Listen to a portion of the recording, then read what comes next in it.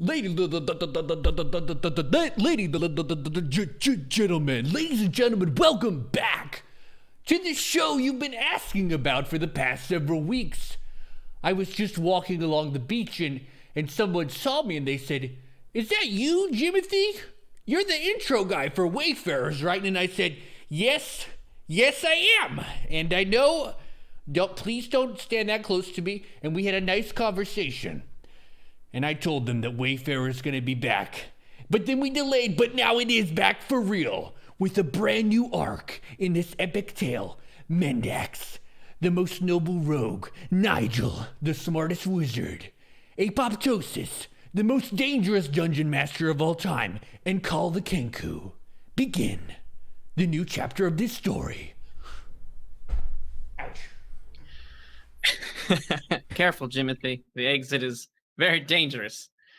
Welcome back, everybody. Another episode. It's been a little bit. We had some delays, but hey, that's okay. You know, so long as everyone's staying healthy and staying safe, that's what we all care about. So happy to come back, though. New arc to the D&D Wayfarers campaign. Awesome to see all of you again, Pig and Ash and Neuro. So let's go ahead. It's been a few weeks, so why don't I'll just do a bit of a recap, just in case people don't quite remember exactly where we left off, or, you know, in case I get something wrong and you guys need to adjust that. So, you guys had finished what I like to call your sort of personal arcs, your personal stories, while you were having some downtime in the dwarven city of Tolkarabad.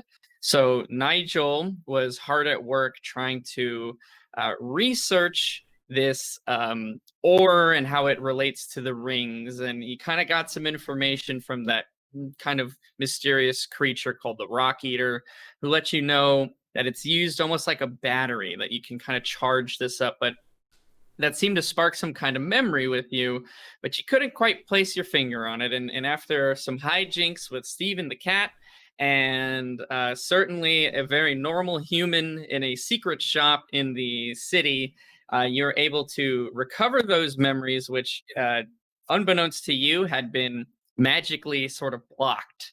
They've been, your brain was sort of enchanted, and these were locked away. So you recovered these memories at the end of the episode, where your mentor, your surrogate father, however you want to put it, locked away these memories from you, and let you know that it is him who's working on these rings, but this is a memory from long ago, sort of that you stumbled upon accidentally.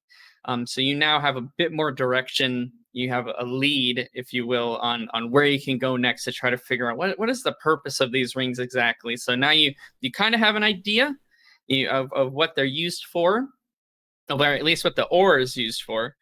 You know who made it, or you have an idea of where you can look next to find out who made it, and that's the Master Nivix. While you were hard at work doing that, Call stumbled upon an underground fight club, an arm wrestling ring, and worked his way up the ranks until he fought the leader in a battle of physical prowess. And though he was unable to stand toe-to-toe and claim victory, he did put in quite a good fight. And I think you made away with his scarf. Yeah, one of his silk scarves that he handmade himself. So you now have the very fashionable yellow silk scarf from Papa Brunt the Minotaur. And while you were doing that, Mendax got caught up in sort of the local thieves guild. Certainly just happened to happen, you know. And you took place in their annual tournament, their thieving tournament. Who can steal the most valuable item in Tolkarabad within the month and turn it in? You were able to steal the tiara from the king's cat, Princess Fufu. So you made away with that and were able to turn it in successfully after almost being double-crossed by a couple of your quote-unquote friends. I mean, you know, there's no honor in thieves, so who knows? But you were able to win. You made away with a pretty hefty sum of money, actually. I think totaling at around 800 gold after you had some of it stolen from you that night. and a bag of disappearing powder that has one charge in it and kind of can give you like temporary invisibility. It's a very sought after item, for thieves and rogues and assassins alike. So just to kind of that's where we're at right now. We'll go ahead, unless there's any questions or you guys need some clarification. Again, great to see you all. It's been too long. We can just start off there. We left off with Nigel, who was in his room winding down for the night. You took that potion, you uncovered these memories, and then we kind of left off there. Yeah, cut off there. It's been too long. It's just good to be back with you guys and hear those voices again, see those faces. Yeah, so basically I'd come back and just slammed into my body, and that was where we cut off, right? Yes. You had this out of body experience where you entered your own sort of that thought mansion kind of palace, the way you organize your mind and your thoughts, and you're now kind of back in. Okay, so do we remember what time of day it was? Yeah, if I recall correctly, and you guys can correct me on this, I think you went back to your room. I believe you were winding down for the night. So we'll say that it's dusk, maybe 8 or 9 o'clock. It's not super late if there's anything you needed to do. I mean, that's barely late at all, but Nigel respects his sleep. And you have been grinding hard for these past 3 or 4 weeks, sleeping in the library, and burning the candle at both ends, as it would be. Yeah, I think it's probably a good time just to. I'd like to just check and go see if the others are in their rooms and see if I can share the information. Yeah, sure. On any given night, I mean, you guys had again pretty much finished up your personal stories by this time. If you'd be in your rooms at this time, that's fine. If you would be out and about in the town, that's also fine. It seems like Call is sleeping in his room, and Mendax, I'm not sure if Mendax is there. I definitely came back because I was protecting my hold. Mm-hmm. Okay, so we'll say that they're both in their rooms. Mendax is counting over her haul, and Call is fast asleep. All right, I'm gonna knock on Carl's door first. Okay, so this is Stonefish. Yes, who is it? It's Nigel. Are you awake, Carl? Well, now I am. You just woke me up. Good, that was the point of knocking on the door. Can I come in? Of course. I would open the door. Yeah, All door's open. You have the, your crow scythe in the corner where you like to leave it, and Call hanging out. Well, Carl, after many weeks in the library, I've started to learn some things about both these rings, the metal in them, our past, and oh, your arms are looking mighty swole there. What have you been up to? Have you been hitting the gym? In a way, yes. I did some training with the dwarven warriors and other warriors, orcs and humans and that kind of thing, of Tol Caraban. I was brought to their training grounds and did a bit of sparring with some of them. Also got attacked by some ruffians and participated in an arm wrestling club. Wow, and I've been stuck in the library. It sounds like you've been having a ball. I've been hanging out with a talking cat, a very normal human shopkeeper who most certainly wasn't 3 goblins in a trench coat. The whole thing's been a bit weird the last few weeks. You sound like you've been having a great lot of fun. I've been missing out. Well, if you ever want to be attacked by ruffians when you're trying to make your way home, that could be arranged. I'm sure they were no match for the mighty Carl, though. I was not a good fight for me. Worth. Let's not talk about it. Oh, well, I'm sure you did much better than I would have in the circumstances. But nonetheless, to the point, I have spent many days trying to research. I mentioned to you there's been something in my memory that has just been on the edge of my thought for many weeks, ever since we talked to the Rock Eater and it described some of the properties of this metal. And I finally found out that I actually had some memories that had been magically altered. And it was all to do with the same topic. I've hunted down a potion.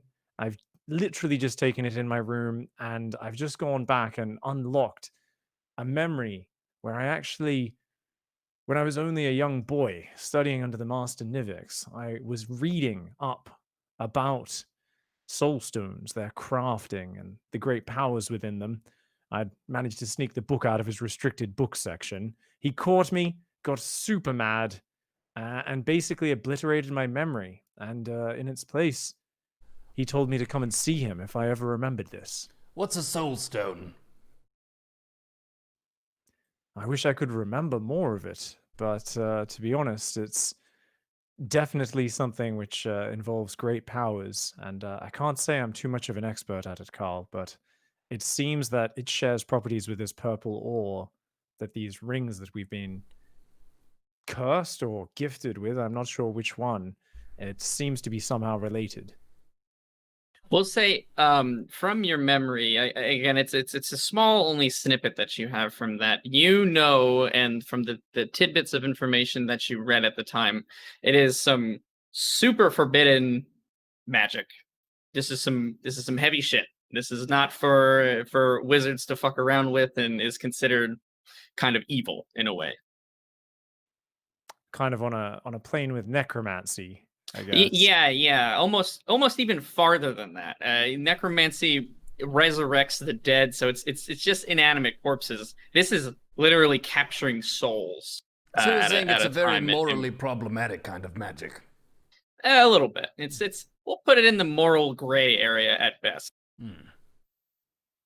Something no self-respecting wizard would let it be known that he was involved in. So yes, it seems like there is some dark efforts afoot, something. But I think at the end of this, I was hoping to have more firm conclusions, more knowledge of this. Realistically, though, I simply know that more knowledge will be found if we can find my Master Nivix. Do you know where your Master Nivix is? Are you familiar with the geography of our land? Because you would know that we are very close to the southeastern tip near the coast. It's pretty much as far on the opposite side of the continent as it could possibly be, is where the Lonely Spire is. It's a very long journey from here. I'm not familiar with that area. Did you travel all the way from there to here? He may have just popped me out of a teleporter into the middle of nowhere and sent me off on my way. My master did when he sent me out to explore the world.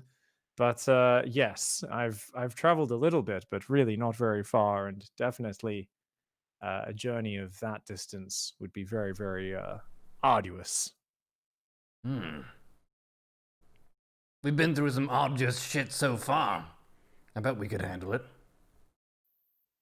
Can I would I be able to estimate like how many weeks of like walking it would take to get? Absolutely. If you were to walk and travel, and you're no horseback, nothing like that, it'd probably take you about a year to a year and a half to get all the way from where you are to the Lonely Spire. Okay. So that would be You're about literally traveling across the entirety of the essentially known world. that would be about 18 Wayfarers episodes. Yeah, it'd take a little while. I will say, so to touch on a little bit what you said before, Pig. Yeah, you were at the very, very start of this adventure, rather, sort of teleported to what you assumed was just a random location. Teleportation in this world that I have, it's not necessarily traditional in all D&D, but in the world I have, teleportation is pretty rare. That's not something that everybody can do. For someone like Nivix, who is one of the greatest wizards in the land, he would be able to accomplish that. Even for him, it would take him a little bit. He can't just will it into existence. There exists kind of like mage covens, groups of them that usually, if they do have to teleport objects or people even, it takes several of them working together. There are other kind of artifacts that come to mind. Again, they're pretty rare. You've never seen one yourself that have limited kind of teleportation capabilities like that. You could try looking into that. You could try to possibly rent or hire like a caravan, a ship even. There are methods coming to mind to try to reduce this travel quite a bit. Hmm. Yes, so I'll share that. Yes, it'll take, estimating about the time it took us from Lakewood down to here, uh, close to a year walking to reach it on foot. But of course, if we could get fast horses and change them out for fresh ones, that would be very pricey. That would cut down the time. Maybe we could somehow sail a ship, but I have no experience. I have no idea what the coastal route would be like. So there are other options, but it is definitely something where we could try to do that. Alternatively, if I can find powerful enough mage similar to my master, they may be convinced to help us teleport back over there. I've never been through a teleporter. Does it hurt? Does make you a little nauseous, but once you've got your bearings and the dizziness wears off, you feel quite fine. That sounds fun. Can I come? I think we should go together. Oh, thank you. This is obviously long-term planning and what our next step should be. So should we go see if Mendax is in? Oh, of course. I wonder what she's been up to. I hope she's in.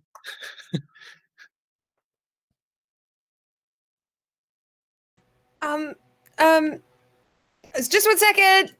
No 1 problem. second. Nigel, look Wait, away. fuck, Look fuck. away. I think she's drunk again.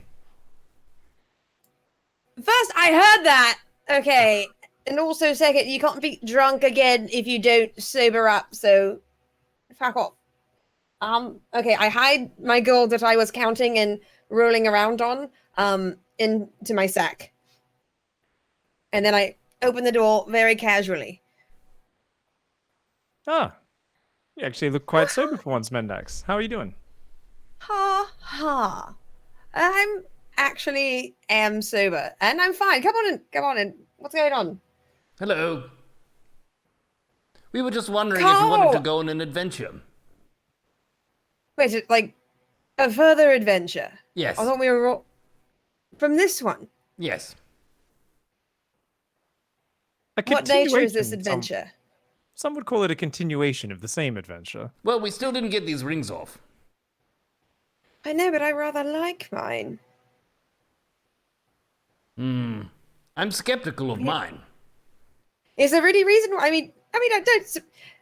I know the people we got them off. The person we got them off was a bit of a shit, but so far they haven't done anything so terribly bad to us, right? Is a reason why we should be wanting these rings off right away? Well, I know I'm not as worldly perhaps as you two folks who've been out and about, but I did once read the memoir of a great divorce lawyer, Arborius Rex, and in his writings in old age, he actually wrote on length about what he thought it was that led to a lot of unhappy marriages. And he said the one common theme was when both sides were incredibly clingy and wouldn't give the other any space or live their own life. And to be honest, a ring which refuses to get off my finger gives me the same sort of feeling. It doesn't seem so bad now, but it could creep up on us. Nigel, we really need to get you a girlfriend if you consider this ring your partner. Do you think we could try using a divorce lawyer to get these off? That would cost. Divorcer of magic cursed rings that won't get the hell off my bloody finger, perhaps. You never know. Wisdom comes in all forms and all places. That's true. I mean, I'm going to say a solicitor probably can't get these off your finger, though, but if you're having this much of an issue with it, and, why not? Let's continue this adventure, but wait, before I 100% commit, where exactly is this going to continue to? Because if it is in search of a magmalisk, you're both my friends, but I am right out. Well, he wanted to go through a teleporter. Yes. I've never been to a teleporter. I want to go through a teleporter. I've never been through one. Have you been through one? I've never been through a teleporter. I've heard of teleporters. Does it hurt to go through a teleporter? That's the first thing I asked as well. I feel like it's a reasonable question. It doesn't hurt. I mean, it makes you a little nauseous, but you get your bearings very quickly. And I hear once you're used to it, there's almost nothing at all. You just jump through and you're in another place, just like that. I mean, that is what teleporting generally means, isn't it? You jump through and you're in another place just like that. Then why did you think it hurt? Why are both of you so afraid? Well, it could still hurt. I don't know. Do you get squeezed a bit for it? I'm sorry, Mr. Wizard Man. Coming into my room in the middle of the night asking to teleport me to God knows where. Wait, does God know where we're going? Is there a God? I thought there I were believe several. there's many. A plethora, some would say. So, I will share all the information that I've just told Carl and just retell the whole little story so that you are filled in as well, of course. We're not keeping you in the dark about anything. So the Lonely Spire, where my master resides and where I was grown up and trained, that's on the far side of the continent, a very long journey away. So we have a few options to get there if we do really want to figure out what is going on with these. We could try to get a boat, ride very fast horses for weeks and weeks and months on end, walk for the better part of a year, or hopefully find our way to some sort of organization of wizards and sorcerers who may be able to teleport us. So, Mendax, real quick, you're a person of the land. You have traveled far and wide with your acting troupe. You know that it will take at minimum a year to year and a half. More likely the year and a half end if you're going to walk. With how quickly your troop moved with horses and caravans and things like that, it was still a very arduous task. You know that the boating and things like that for the southern coast is pretty dangerous. And the reason for that, I don't know if Cobra, you can throw up the area map real quick of the whole continent. I mean, this was a long time ago, but to refresh your memory, the southern end of the continent in the bottom right, that's all, again, this kind of just lake of fire. And then to the left, like the bottom left corner of the continent is like a corrupted undead zone kind of thing. So yeah, it's not very safe to travel by boat on the southern end of the continent. Oh, good. Okay, so just so that we're on the same page, you were led to a shop by a cat, and you got a magic powder that you took, got really high, remembered some things, and now we need to travel probably on a boat past either a lake of fire or a giant undead zone. Well, his name was Stephen. I don't think he likes being referred to by his species, firstly. Secondly, it was a potion. I think if it was a powder, it would have been a lot more palatable. It tasted absolutely terrible. But yes, it did jog my memory, or in fact, quite precisely break down a magical obstruction within my mind. And I think this is our best lead. It's something, though, where we can, this is not a journey that's going to happen overnight. So we can find the best course there. We don't need to necessarily beeline directly in that direction. I also have realized that these rings do actually have more use than we may have originally thought. Have either of you had any opportunity to experiment or to gain any utility out of your rings? I did. I punched someone in the face, and it hit them. Ah. I guess if you punch them hard enough, it might even brand them. You can see mine still has this spider engraving kind of imprinted on it ever since we took out the broodmother. Is yours the same? Yes. And yours, Mendax? Yes, mine too. Mine as well. I love it when accessories update. Yeah, it's really quite cool. It's the latest version. I'm not really sure how it became imbued with such powers, but remembering that what I'd learnt about these, and the Rockeater told us about this ore being served as a battery and something that can kind of store up energy of a sort. Now, I don't really know much about the soul stones and how it could be used as such, and that's something we would have to do more research into. But I can do a small demonstration and show you what I've figured out here. So I'm going to pour the ring out, and I'm going to pour a first level spell slot of energy directly into the ring. And yeah, absolutely. So you don't even actually have to expend the spell slot of energy. It's kind of it's the best way to explain it in terms that your kind of character understands is you're focusing your energy on it, and it sort of is activating it. It's a magic item. It has its own resource of power. So all you have to do essentially is focus on it enough to get it to go, as it would be. So when you do that, you kind of make a big spectacle. You roll up your sleeve. Is the ring on your left hand or your right, by the way? I can't remember. Left hand. So you roll up your sleeve, which again, you still have that black tattoo of the "Do not lose the spoon" written on your forearm, and you pour in some of that magical energy. You focus on it, and from the ring, almost it looks like the pores of Nigel's hand starts to drip like a green kind of sweat, like a venom almost, and it starts pooling in his hands and sort of overflowing and dripping onto the ground. And it does that for probably about 5 to 10 seconds or so before it begins to dissipate. Where it does hit the ground, it's stone. You hear a bit of like a sizzle. It doesn't corrode through necessarily, but it definitely leaves a mark on the floor. But his hand is fine. It's unscathed. So you're saying these are rings of messing up the floor? Yes, or if somebody's face is underneath your hand, you could mess up their face. They're going to think I did this to the floor in here now.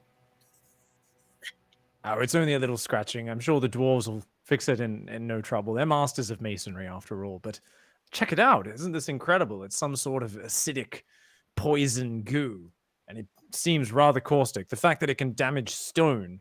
I mean, this is something which surely we could use this to coat a blade before we go into battle, or some way of imbuing our weapons with this, using it to strike the enemy. Though, actually, it could be a little dangerous if it does end up just eating away at the blade as well. So maybe it's best only used to put directly on the enemy. We may need to test it further. Can I try mine? Most certainly, though I'm not sure I can explain how to do it, as you are not a wizard. Icky sticky goo, go. Icky sticky goo, go! Yeah, as beautiful as that chant was, if you're just doing words, it's not gonna do anything. I think you need to try to focus your mind. It should hopefully be attuned to you, and if you can try and direct some of your mental focus or your energy or your spirit into it, while you're also doing your very awesome song, it could work. Icky sticky goo, go! Icky sticky goo, go! Okay, well, I'll say that is more than good enough, and you've had now some practice activating other magical items, so you kind of are with the same way that you use the scythe to teleport, focusing on it, and you have a masterful rhyme to boot. So I mean, how could it not work? Yeah, from the sort of crevices on your hand, again, you have some scratch. Actually, question: was the hand that you're doing arm wrestling with, is that the same one that you have your ring on? Yes. Okay, so it's kind of mangled a little bit. I mean, it's not like broken, but I mean, it's certainly like you've got scratches. You have bruising, all sorts of kind of. Your hand's a bit fucked up. Just let's leave it at that. But from the like patches where some of your feathers are missing, you can see that same sort of green sweat venom dripping off of your hand. It's a really weird sensation. It's almost like a cooling. As if you stuck your hand in like a ice water or something like that. So it's actually quite cold when this sort of phenomenon happens. And it only occurs for about 5 to 10 seconds. and you fuck up the floors even more. By the power of the spider ring, I mess up Mendax's floor too. Are you serious? Yes! I'm already a tiefling, and these people already are going predisposition to hate me, and now you're fucking up this fine tile. We'll just say it was Nigel, Mendax. It's fine. I could take one for the team, I guess. I mean, that's young. I'm going to go to young male both of your wizard. chambers, and I'm going to focus on my ring over both of your floors, too. Well, fair's fair. Sticky, then. sticky goo everywhere. If it's on my stuff, it's on your stuff.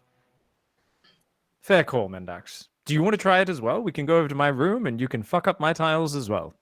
Yes, I would like to go over to your room so I can fuck up your tiles, please. Awesome. You guys head over there. Where's the gold, by the way? I'm just curious. It's in my sack in my room. Okay. Okay. So we're in Nigel's room, right? Yep. Okay. Then I'm going to highly focus on my ring. And when I'm looking at my ring, I'm going to focus all of the rage I felt when that little shit Smiggles tried to kill me. Tried to steal something that did not belong to him. Totally rude. And I'm going to focus all of my energy. And in my head, I'm going to recite Carl's chant, but I'm not going to do it out loud because I'm not actually too sure that wasn't what made it work. So, hedging my bets. And I'm going to hold my hand over his pillow. Sure. Nigel's pillow. Yeah, absolutely. No worries. Whether it was the intent to kill or the rage that you felt when dealing with Smiggles, the venom, which does activate from your ring, behaves differently. Before, with we'll say Nigel and Call, they were both kind of just venom, go, kind of scenario. You have a bit more focus with your mind, and you have a very specific emotion and intention here. The venom actually coats your hand. It doesn't start dripping off. It's almost like a glove that stays on there. It's almost like, think of it like water, except for like surface tension all over your hand. So it coats it and it stays there. It lasts longer than the 5-10 seconds that it was lasting for the other guys. I don't know. I'm just gonna slap the floor with it while it's still working. Yeah, And you wipe it you off on the slap, tiles. yeah, you slap the floor with it, and it does dissipate when you hit the ground, and it does fuck up the tiles. Why was my goose stickier? I don't know. What did you have for breakfast? I actually didn't have breakfast. I don't believe. Did I have breakfast? I don't know. I've had a lot of dwarven ale since I've been here. Things run together. Well, you should remember to eat. It's not all about booze. First of all, that's offensive. Second of all, also probably not incorrect. But third of all, what were you thinking about? Did you just chant that thing and it started working? What exactly were you thinking about when you were working your icky sticky goo magic? I was thinking about messing up the floor. I simply poured magical energy into mine. I may have been thinking about messing up someone else. Do you Allegedly. think it was fueled by rage?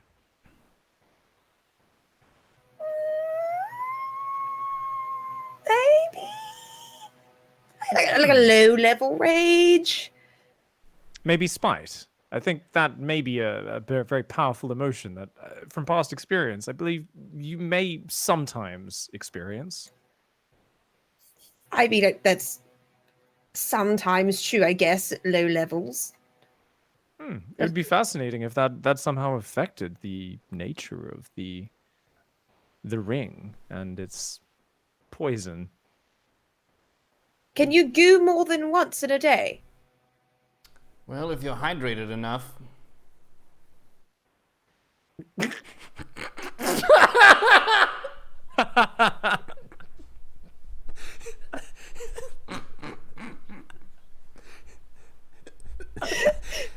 We've lost Apop already. I didn't say it. I may have lobbed, a bit of a grapefruit, but I did not say it, Apop. It was a legitimate magical question. I'll allow it. And I gave a legitimate, health-conscious answer. I see no I agree. problem. I believe that I'd already tried it the previous day when I figured it out twice, and I can't use it. Though I could try again now. If I can't remember if I'd actually done that or not. So I'm gonna Yeah, give you it a. did. Yeah, did? I believe. Yeah, I think you did try to like go for. You were like trying to write notes down, and you wanted to see if you could do that again, and now you can't. Yeah, only once a day. It should recharge when you rest. Similar to any other sort of magical abilities where it has a limited use, yes. Okay. So perhaps the next time we try it, we each try to focus on a different emotion and see if it behaves differently. Yes, I'd also like to test it on a blade and see if we could, weaponize it that way, because it's going to be a little hard to actually get into hand-to-hand combat and kind of smear this onto an opponent. But Not for you. Apparently, I've got a fantastic acidic bitch slap move that I get now. Well, unlike a bitch slap, from the looks of it, even if they are quite golem-like, it may actually disintegrate their jaw. So it may be a little bit of an escalation if we aren't in a direct combat situation. Also, I do like how Nigel thought of nothing but violence with this first. I just would like that to be out. Nigel, I'm a little proud of you. Well done. You two are having an effect on me. Also, it doesn't look too tasty, and I'm not really sure what else we'd use it for, but, maybe I am becoming more violent the more time I spend around you ruffians. It could be a good cleaning product to clean out some drains or something. Honestly, I think you could do some really cool sculpture with it. You just have to work in 5 to 10 second increments. That's all. Has Mendax's stuff dissolved? Is it gone? Yeah, when she slapped the ground, it kind of broke the surface tension of the venom glove, we'll say, and then dissipated on the ground. Similar effect to back in her room. Okay, so the next time, yes, I'll experiment with trying to channel my energies into it with some sort of different intent and see if I'm not sure if it's simply attuned to you differently, so it attracts a different form, perhaps in some way. But mine and Carl's was rather identical from what I can remember. It looked very similar. Interesting. I wonder if... I mean, we know it doesn't hurt us, but I wonder if my goo would hurt one of you. Or if... Do you think it just doesn't affect skin, or it just doesn't affect your skin? Or would it matter since the 3 rings from the same, I don't know, the same person, the same material? I don't know. I believe because the item is most probably attuned to us, and I mean, certainly as with these rings, they've been attached to us. I believe it would only not affect the user. I believe if you decide to prank me by waking me up and slapping me with that, I am probably going to suffer some very severe damage. Okay, well, then just remember that the next time you call me a drunk. The best kind of drunk. I mean it lovingly. In any case, now I see what you mean about maybe wanting to get these rings off our hands. Yes. So I am definitely down for this adventure. At the very least, we must learn to understand and see how they work. And if we think back to that brigand leader who had abducted the dwarf back in Lake Town, it was, he seemed possessed or not in his right mind or something. There was an odd vibe about the whole thing when we picked up these rings. So it's definitely not something I'm happy to just leave those questions unanswered. But I think we've come to some conclusions now. We've figured out at least a little bit of how these rings work. And we should also keep an eye on them because they do seem to be flexible in some ways. I mean, they've already changed since we've worn them. They seem to be imbued with certain powers, and we don't have the faintest idea of how they do that, or how we can imbue them with new powers, or truly harness it to the greatest effect. I have a question. Yes, Carl. We have a spider on our ring, and we killed a very large spider. How does it tell what we've killed to get the symbol and that kind of thing? Would it just have a symbol of everything we kill, or only special things? Honestly, it's all guesswork, but it could be creatures of great power, or it could be things that we defeat together. I mean, that was an epic battle that we all went and worked together at for a long time, working our way through that lair. I honestly have no idea, though.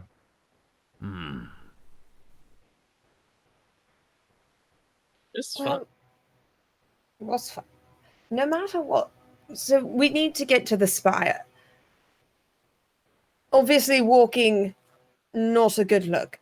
I've been all over the place.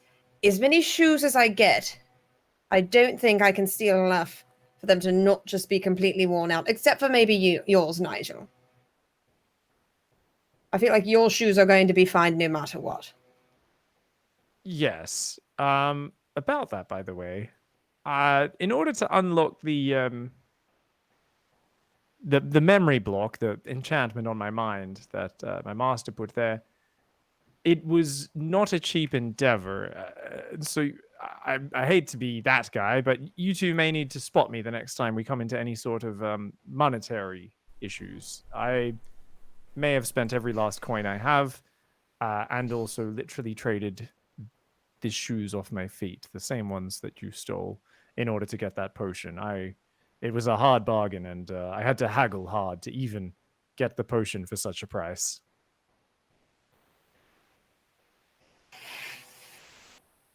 You mean those shoes that I stole, that you abandoned once already, that we managed to steal back after I helped save you from that fucking spider, and you just give it to a totally human, definitely not 3 goblins in a trench coat? You're shitting me! It's fine. It's fine. We're going back to that store before we leave. I'm just saying we are getting those goddamn shoes back. Those are the best shoes I've ever domestically foraged. They actually were kind of fantastic. It really hurt me to get rid of them, but I'm sorry, Mendax. I'm not so good at trading, and I don't have a lot of experience with it. Lifetime indoors. I'm still getting my head wrapped around it, and a few weeks in the library with a talking cat doesn't do the best for your interpersonal abilities, I guess I should say. All I'm saying is no matter how drunk I am, I have never traded one of your gifts to me for any more ale, or fermented goat's milk, or stonefit, or anything. But Mendax, he has important wizarding work to do. And all of us have a history. And he is trying to understand his. Is that not more precious than shoes? It's what the shoes stand for, Carl. It's what the shoes stand for. What do they stand for? And also, you can't do too much wizarding, important business barefoot. You just look silly. But there are many shoes in the world. Oh, really?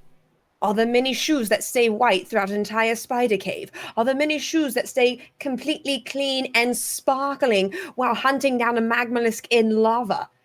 No, sir, there are not. These are special shoes which I gave to my special friend, and he has tossed them aside, not once, but twice. We are getting the shoes back before we leave. That is the end of it. Thank you for sharing your emotions with us, Mendax. Sorry to yell.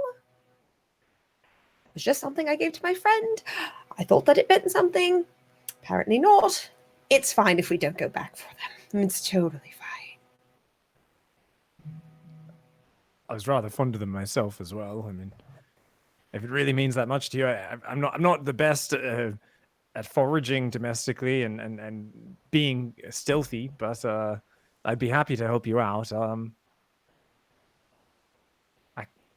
can always turn you invisible if that helps.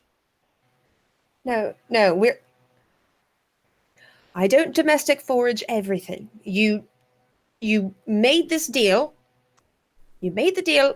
It was a legitimate deal. We will go back and I will buy those shoes back for you.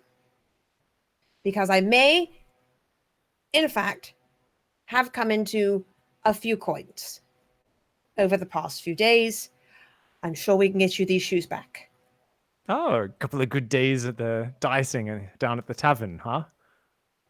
I was at the tavern. Ooh, well, that's very kind of you. Well, I mean, I'm kind of pooped. I've literally had a wild journey into a formerly locked off corner of my mind tonight. But perhaps we can go back to the Wizard's Corner tomorrow and then see if we can buy back Alleluia Jackson's special white magical shoes, or at least very stylish at the very least. And then we can try and plot a course forward. Try and see if there's any wizards we could find that could help us teleport. Perhaps investigate any shipping routes we could get a ride on or a caravan across the continent. For sure. I don't think that's... We could be able to find something, certainly. It's just a matter of which route we decide to take, but I agree, a night of sleep would probably be good. I want to go on an adventure. The city is nice, but outside is nice too. Yeah, you guys are definitely getting a little stir crazy. You've actually been in the city for close to about a month now, while Nigel's leg has been recovering. So could use a bit of fresh air and change of scenery. Yes. My lats, all the gains from those rowing trips, I feel like they're all gone at this point, so we need to get back out there. We should. Honestly, I probably should leave the city sooner rather than later, so I'm totally good with this plan. Quick as possible, adventure. To get these rings off, or something, or learn new abilities with them. Maybe we could find a giant something or other, and then have another symbol, and then be able to mess up a floor in a new way. To messing up new floors. Yes. All right, so you guys will say you retire for the night. A lot to process, a lot to think about, and newfound abilities for each of you. Yeah, you each have a fairly restful night's sleep. You, in your own ways, have been working very hard this past month, so it's kind of culminated to a point of, though you've been cooped up, you are definitely still a little tired. Yeah, you guys wake up the next morning, not too early, not too late. You're welcome to do whatever you want. What would you like to do? You want to go back to the Wizard's Corner, is that right? Or are you moving on to something else? I wasn't sure what you guys wanted. And we definitely need to get back to the Wizard's Corner. We also need to get Goop. Have we picked Goop back up yet? Yes. No, we haven't picked Goop up, so we're going to go down to the Golem Smiths, yeah. Okay. Before I went to sleep, by the way, I did pull my spoon out of my Safety my safety pocket and inspected it, and I fell asleep looking into its reflective surface for the wisdom that I trust lies within, or secrets. I assume I didn't come to any revelations regarding the silver spoon. No, you came to no revelations about it. There is something about it, whether or not this is something you're forcing yourself to feel, but you're starting to maybe even just trick your mind into its importance. You do start to now, you feel like, you know what? This is something I need. Were you laying on your back and holding it in front of yourself when you fell asleep? So that it would have dropped on your face. I'm just asking. I'm just trying to paint this picture. Yes. Good to know. It's good to know.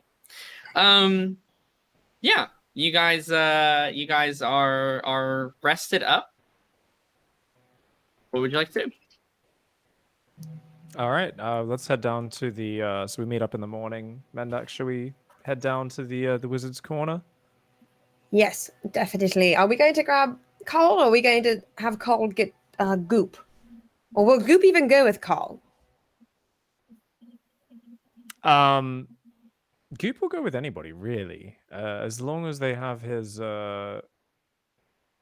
orb, his little control stone. I believe we can Grab call him it. by the stones, do whatever you want. I'm looking through my inventory, actually. I feel like maybe I already gave that to one of you guys, but I can't quite remember. I do have a receipt for Goop's repair at the very least, so I'm not sure if they left him. Black spherical magical stone. I believe that's his control part. So I'm going to actually change the name of that to Goop's Black Magic Stone. All right. Yeah. So I mean, I can always give that to Carl. There is always an issue that it is a secret store, so I didn't really fill you guys in on this, but the Wizard's Closet, it is kind of literally a closet crammed in behind an illusory barrier.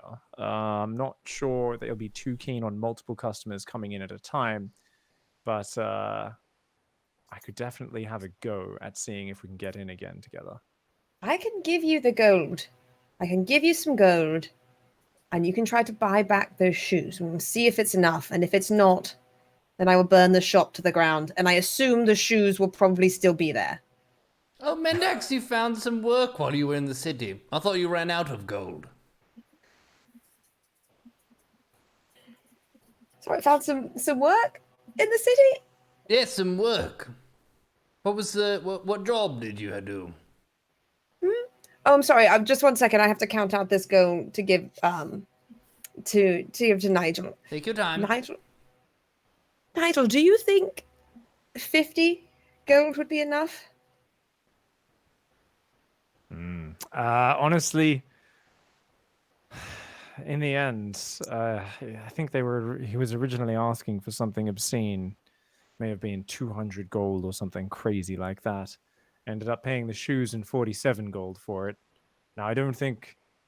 So the shoes would at least be 150 gold. I will give you 200 gold. Get a better deal. Worth it? They are just shoes. I mean, I don't know if even 100 gold feels like a little bit too much for some shoes, as stylish as they are. 200 Did you really gold? just say they're only just shoes? I'm going to pretend that I didn't hear that. I mean, I'll put as much work in as I can to succeed and get them back, but I mean, think about all we've been through in the past for a mere reward of 10, 20, or 30 or 40 gold pieces. 100 or 200 gold. I mean, that's a fortune. Think of all the potions you could purchase. It doesn't matter to me. Those shoes are a mark of our friendship and of all the adventures that every step of the way that we have all been together, those have almost the entire time been on your feet. And I gave them to you as a friend. And I want my friend to have them. I don't want a stranger to have them. And I'm trying to do the right thing by buying them back. If you would like me to domestic forage them, I am happy to do that as well. Well, let's see if we can get in. I don't think domestic foraging is going to be the way to go, since it is a magically protected store, but all right, I'll bargain as hard as I can, and a 200 gold absolute last offer, you say? I do... At first, come back if they're asking for more. I'm going to give you 200 gold if they like definitely not goblins, but maybe they like shiny things. I'm going to give you I have a silver ring. You can have the gold and my silver ring to get your shoes back. They do like shiny things, that is certain. Shoes, gold, gold, gold. Shoes, gold, shoes, gold, shoes, gold. How much gold? Those are great shoes. Okay, can we move on now? It's hard to move without shoes on your feet. Without proper footwear, you're slowed down. I've given Nigel the gold and the silver rings. Now he can go to the store. All right. I will head back to the Wizard's Closet then. Let's go. Okay, so you leave the room and from kind of falling asleep at night and hitting yourself on the head with the spoon, you leave it actually on the table, and as you exit the threshold of your room, you start to feel an itch on your arm where your tattoo is. And actually, if you look at the stream, one of the wonderful viewers of Wayfarers commissioned this artwork from Netherbat for Nigel Spoon in his in the wild, if you will. You feel an itch. You feel almost like a slight burn on your arm where that tattoo is what we'll call it. And you kind of remember, it's kind of pushed to the front of your memory, the spoon that's on your nightstand. And you walk over to it, pick it up, and the itching and the kind of slight burn dissipates. Fascinating. Either I'm turning a little bit stir crazy, or this may in fact be a magical tattoo. Either way, I'll once again tuck it back in my most safest of prison pockets and make sure it does stay safe as I head off down to the wizard's closet. Excellent. Okay, so you have a spoon in tow. You exit the room and you are now heading out to the wizard's closet. Is the name of the secret shop. And real quick, just thanks to Moss Neotech Prototype for commissioning that artwork, because that was top tier, my friend. Thank Is you that very the much. mirror that's on the side? Yes, yeah. There's some tidbits in there. There's It's the got his mirror that he wand. has. He's got the wand. Yeah, it's all Is there, that an man. owl feather? Yeah, it's almost like it's got everything. Very nice. This is Nigel in one picture. It's got unintelligible scribbles. It's perfect. Awesome. But yeah, so you head to that sort of that wall, right? That was sort of hides the entrance to this shop. Yeah, you're there. Yeah, so I'd taken note of kind of which bricks and Stephen had kind of poked to try to open it up before, so I'm going to try and do the same thing. Yeah, you go and you do recall the order in which the sort of stones were pushed in like a combination. They don't budge. Nothing moves. I was really hoping a repeat visit would be a lot easier than the first time, but goddamn. Okay. So, did you stay behind Mendax, or did you kind of come down to the alleyway with me? I followed. I came down to the alleyway with you. I didn't go all the way up to the door because I didn't want to be, super shady looking, but I've been watching you not going inside a closet.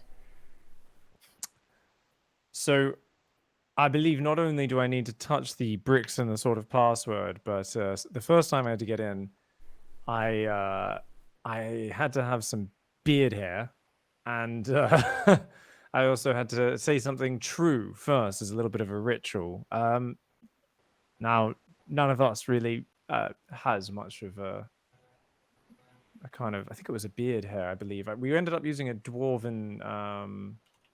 You should still have the note, which I believe Bumblemore McFumblestumble gave to you, which had the three things you needed, which were beard hair from a drunken dwarf, a secret, and a cat. A secret and a cat. You actually do need a cat as well. God damn it. All right, Mendax, I was a bit excited. I may have forgotten just how complicated it was to get in there in the first time. Your shoes may be freaking gone unless we want to spend a bloody long time. They may be something which is pretty much unrecoverable at this point. I can tell you it's through there, so if you want to try and, burn the building down or get a way through, maybe, but I have no idea how to pierce this sort of illusory barrier. Did you try knocking on the door? There is no door. There is simply a wall. Did you try knocking on the wall? I tried knocking on a very specific passworded section, sort of, tapping the secret bricks. You could maybe give it a tap with your halberd, see if it's willing to let us in, but I don't think it'll work. I could bonk it with the bottom side, the blunt side. Bonk. Bonk. Let me in! Let me in! Call you tap the end of the scythe on the wall. It makes a very clear and true sort of clang. Nothing happens. You are a stranger to the shop. Okay. Oh, I have an idea. Oh, what's the idea? Nigel, what's on the other side of this wall?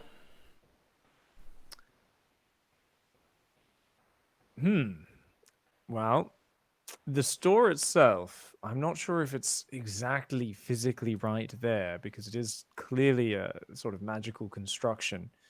Inside, the store itself is about the size of a closet. It's very, very small, simply a counter, and it's almost like you're in a rather, a nobleman's walk-in wardrobe or something like that. But I believe there was a tunnel entranceway, right? Sort of like a magical corridor that you walk through once it opens. Yeah, it's sort of magic. You didn't quite take the time to. You could figure probably as much, but darkness that obscured vision inside, and sort of like a one-way mirror, if you will. So it's more like a one-way mirror, yes. But it was kind of blocking the light from coming out because it was a very well lit room, just like a store, but Super well lit. Yeah. a large closet, and it was just crammed with items on the shelves on all sides, except for the entranceway.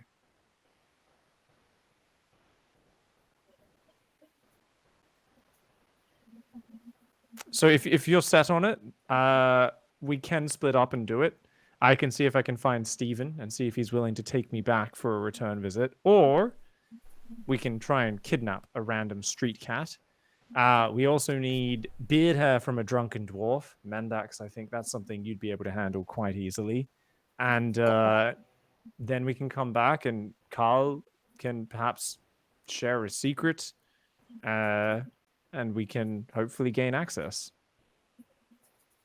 We can do this. I can get a beard hair off of a drunken dwarf so quickly. It's All right. not even funny. And if we need to, I will buy a goddamn cat. Uh-oh. Okay. And like an embarrassed teenager who's being caught shoplifting and has to go and return the thing back to the shop, but it's kind of in reverse. I'm getting back the thing I sold. I guess kind of a little bit like a junkie who's gone and sold their mum's TV, and then it's like, oh, can I buy it back now, please? I'm kind of not the proudest of, okay. But all right, let's split up, meet back here in an hour, I guess. I'll quickly head back and see if I can find Steven in the library. Wait back here when you're ready in an hour and a half at the most. Okay.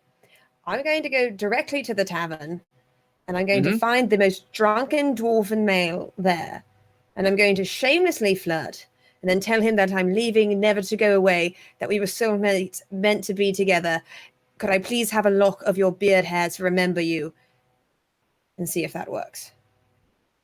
Okay. Nigel, where are you going? I'm going straight to the library to look for Steven. Okay. And Call, what are you doing? I already know what the secret is I'm going to tell, so I'll do some push-ups and jump squats. Perfect. Okay, sure. Sounds perfect. Mendax, we can take care of your section of this first. You head to the tavern, the one that you've been to now many times. It is early. It's not early in the morning, but it is in the morning. On a weekday, if you will.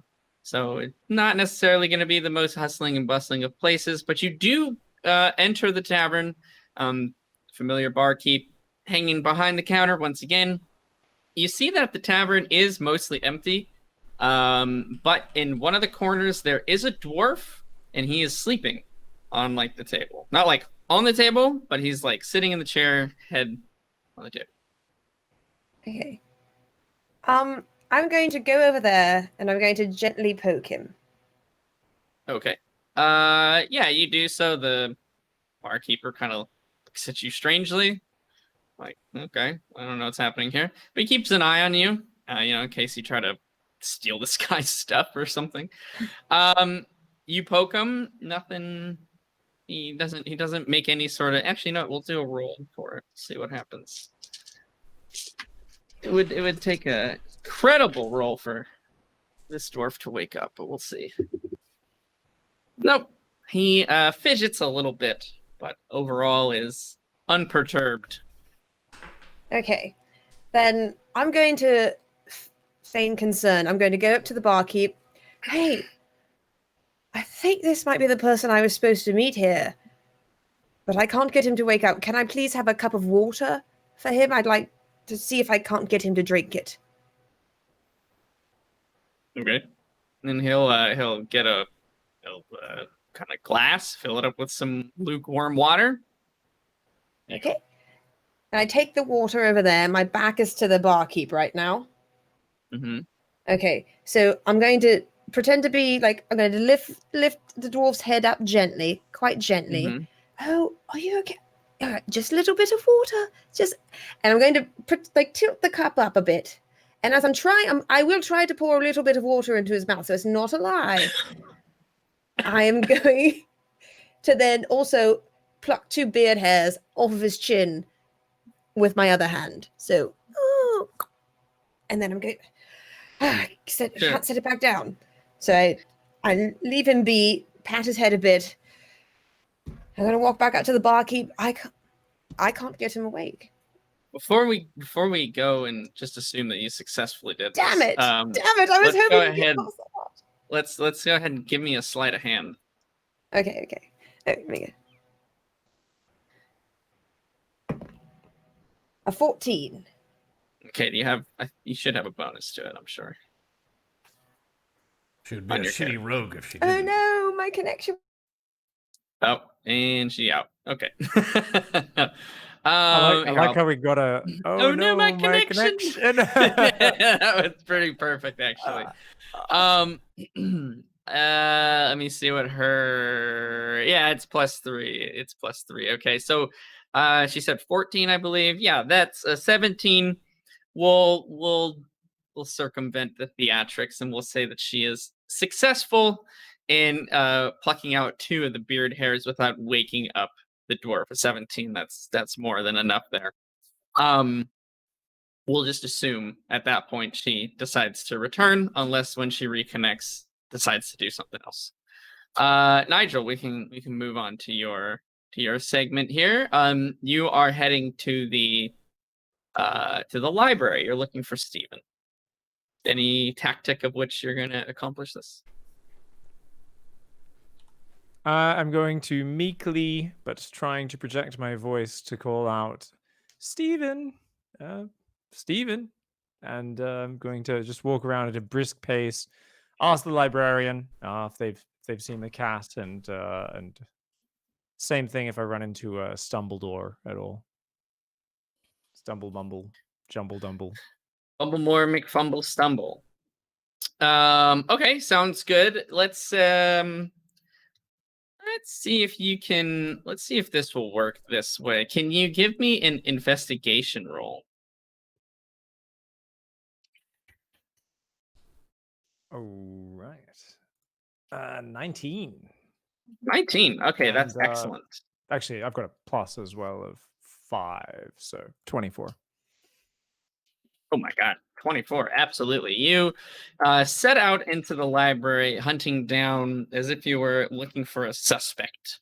You're trying to think about all of the times you've encountered Fumble Mormic Stumble Fumble and his sort of mannerisms and what he does. You come across fairly quickly in one of the rows of bookshelves a pair of socks in one of the books. I'd like to sniff them to see how fresh they are. Oh. Oh god. Not right up to the nose, but Oh. like actually more. I want to. Mostly, it's the moistness. You Oh, know, no. How fresh. Oh the, my god. An investigator needs to know these things. No. Okay. Yeah, they're one could even say they're very dank. they're They're they're dank? they're quite pungent. Freshly peeled from sweaty feet. Okay, That's so what I you know would I know he's about. So I'm going to kind of spiral around from there, and call for him. Okay, sounds good. Yeah, after a few more minutes of searching, kind of canvassing the area, radius of the socks, if you will, you find a sockless Fumblemore McStumble Fumble, looking at one of the books off the shelves. It's upside down, and he's kind of mumbling to himself. Oh, hello there, Fumbledore. Uh, Ooh, how are you doing, mate? I'm doing very good. I'm looking for my socks, if you must know. But how are you? I'm doing quite well. I'm looking for Stephen the cat, actually. Have you seen him? Stephen the cat. Meow. He makes that noise. Well, actually, very rarely. He normally speaks. Thinks quite highly of himself, looks down on us, hangs around at the library a fair bit. Oh, Stephen the cat. Yes. Yo, what do you want with him? I wanted to say hi. We've actually been kicking it off lately, and it's been nice to have some good conversation with him. So I was hoping to speak to him. Have you seen him around today? Well, yes, I saw him just a few minutes ago. I believe he was perusing the mushroom section of the library. Oh, well, thank you so much. You know, I believe I actually did see a pair of socks just back over there, just around that shelf and to the left. Perhaps they are. Were they in the geology section by chance? I do think so, yes. Oh, I those aren't my socks. Oh, okay. It's somebody Thank else's you, handy though. bookmark. No worries, Fumbledore. Well, thank you very much. And I'm going to briskly walk off to the mushroom section to try and catch Stephen. Ta-ta! See you later. Okay, yeah, so you head over to the mushroom section of the library, which is just a few rows away. Actually, it's not even very far. And yeah, you see a white cat sitting on like a stool, looking at some of the books. It's Stephen. Ah, Stephen was white. Okay, cool. Mhm. Hello, Stephen. Hello, Nigel. I hope I'm not bothering you, but I do have a favor to ask. Another one. I'm hoping to visit the wizard's closet again. Is there any chance you know if either you would be able to accompany me, or perhaps do you know if it is possible to gain access with another cat, or only yourself? Oh, any cat will do, Nigel. But until Carbon, there are only two I know of. Oh, really? Mm-hmm. The dwarves not fond of humanity's favorite domestic friend? More that we're not fond of the heat. Ah, fair enough. I can imagine your coat wouldn't be too good. So, I mean, obviously, I already owe you for the last one. Yes, Is you there do. something I could do in return for you if you were to come down and help me gain access one more time? And I'm also wondering, is it possible to visit with my friends? Two of my friends are also interested in purchasing goods. Hmm. I do believe we could get you access again, provided you meet the requirements as last time. Uh, but admission for multiple patrons of the store, I'm afraid that's just not doable. Fair enough. Well, I do have my friends still gathering the beard hair and that sort of thing. I'm sure they'd be happy to pass it off to me, and I'll go in alone. Are you open to helping us out? Oh, I'm always happy to help a friend, Nigel. But I mean, you can see I am quite busy here. I suppose I wouldn't mind garnering another favor from a wizard such as yourself. That could find time in my busy schedule to help you. I'm much obliged. I know you must have a lot of things on your plate, a lot of things to do here. So, are you free now to head on down? Ah, yes, I suppose so. Carry me. Yes, of course. I will pick up Stephen and hold him in front of me, and head back down towards the wizard's closet. All right, sounds good. So you successfully recovered Stephen and were able to garner his help. And yes, I see Mendax is back. Welcome back. Glad that your internet issue was not a permanent one. You were able to successfully pluck the beard hairs from your hapless dwarf victim. And we just kind of said you left him there and left the water next to him and went back over to the wall where the store is located. Unless there's some other way Exactly you'd what I like was to going do. to do. No, that's Perfect. perfect. That's exactly what I would have done. I would have left him face down on the table, but with the water. So better than Very he kind was. of you. Indeed. Yeah, so you, Pig, were able to so now you owe two favors to this talking cat. And Mendax was able to get the beard hair. You both meet back up in front of the wall where the supposed wizard's closet is located. And you are greeted by Call, who is doing another set of push-ups.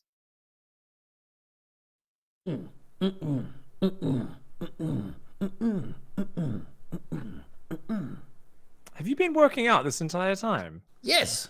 You said I needed a secret, but I already know one. I didn't need to do anything. So I just worked out. Damn. I'm gonna glance down with a little bit of listlessness at my own biceps. Well, anyway, Carl, this is Stephen, my friend who's gonna help us gain access to the library. Stephen, this is my comrade, Carl. Hello. Meow. Indeed. So do we have all of the ingredients? Yes. If you two could just stand over here just for a moment, I'm gonna walk away off just out of hearing and consult with Stephen. So Stephen, the secret, is it possible for my comrades to come forward and offer the secret in the beard hair? I'll be the only one to come into the store, but are they able to be present? No, I'm afraid not. And whoever utters the secret is the one who gains admission. Okay. Is it possible for me to send my comrade in my place? He's a little better at bargaining than me. What? Am I? I think he walked away. I don't know if you can hear him at this moment. Yeah, What? we're out of earshot. I can't hear you over there. Just a moment, Carl. Perfect. Good recovery. Good recovery. Perfect. Stephen will kind of shrug his cat shoulders. I mean, anyone can really go in so long as they meet the requirements. Well, fair enough. Well, I appreciate you offering to go in with Carl, my comrade. Is it okay if I let him hold you and carry you forwards? I suppose. Thank you, Stephen. All right, I'll Mhm. walk back over to the group and Carl. So Stephen has said only one of us can come into the shop at a time, and I think if you'd like, you could go in and have a look, and perhaps you'd be a bit of a fiercer negotiator with this shopkeeper who is most certainly a human man, What and am I- definitely not three goblins. What am I negotiating with? And I'll hand over the purse. Nigel, yeah, you'll need to give him the gold and the ring. Yeah, I hand over the purse with here's the silver ring and 200 gold pieces, and you are trying to get the Alleluia Jackson's white shoes back. The silver And ring. Carl. What? Oh, sorry. If you get a good deal, you can spend the rest of the gold on potions. How much is the silver ring worth? We're not sure. I have no but idea. They do love shiny things, so I think it'll definitely go for something. It'll count into the equation. Very good. Well, I will try my best. I wouldn't say negotiation is my greatest skill, but, I have leverage here with these shinies. Definite shinies. And, again, if you get a good deal, you can spend some of that gold on potions for you. You should get something for your trouble as well. That sounds nice. I'm fresh out of gold. I spent the last on a strength potion. Well, All right, so you'll need to carry Steve, and me and Mendax will need to be down the alley out of earshot and just around the corner, so we'll wait down the alleyway for you two. I'll hand Steven over to Carl. Yep. And Mendax, give him the beard hair as well. And Okay. yeah. Hand the beard hair over to Carl. so I have the gold, I have the cat, and I have the beard hair. Now all I His need name to do... He's not just a cat. His name's Steven. Please be respectful. He'll walk you through it just as soon as we're out of here. Very good. Sorry, Stephen. I'm standing come by on. the... Come on, Mendax, let's go. So we'll kind of go down Okay. to the end of the alleyway. Okay. Carl, you're standing there with the cat and beard hair and some gold in front of a wall. Oh, Stephen. Do I just say the secret now? No. Does that mean yes? I don't speak cat. Do you speak common? He just meows at you. You've never confirmed that Steven could talk. So for all you really know, this is just a cat. I don't know too much about cats. In any case, I guess I will do the secret. Can you hear me from over there? I'm yelling at Nigel and Mendax. Yeah, no, I'm assuming their non-response means they cannot. Yeah, we're around the corner, I guess. Okay, I have a secret. When I was exiled from my tribe, I didn't show weakness. I showed resolve. And I set forth on my own personal journeys. But there was one night when I was walking through an enchanted grove. And I got very dizzy, and suddenly a hot-off ghost babe appeared. She was beautiful, and also very kind. And the way she looked at me was as if to say, "It's okay, Carl. It's okay if you're sad." And I wept, and I was sad. And I remembered my family and how much I missed them. But most of the time, I'm really tough. This is my secret. Steven will take the beard hair from your other hand or wherever you have it, and he'll hop out of your hands and he'll kind of slowly saunter over to the wall, and he'll push open like a couple of the stones, kind of rears up and taps a couple of the stones in order, and you see the similarly to other secret doors and entrances to the city that you've been through already, the wall starts to sort of shift and the stones sort of push in until it forms like a pretty perfect rectangle, and the stones slide out of place, and you see just like a veil of darkness. And Stephen the cat goes in. I will follow. Okay. You go in, and it's pretty much it's almost like walking through a curtain, pretty much. You walk through, and instantly you're met with a barrage to the senses. All sorts of different smells, lights, colors. There are all manner of trinkets just strewn about in a very cramped, enclosed space.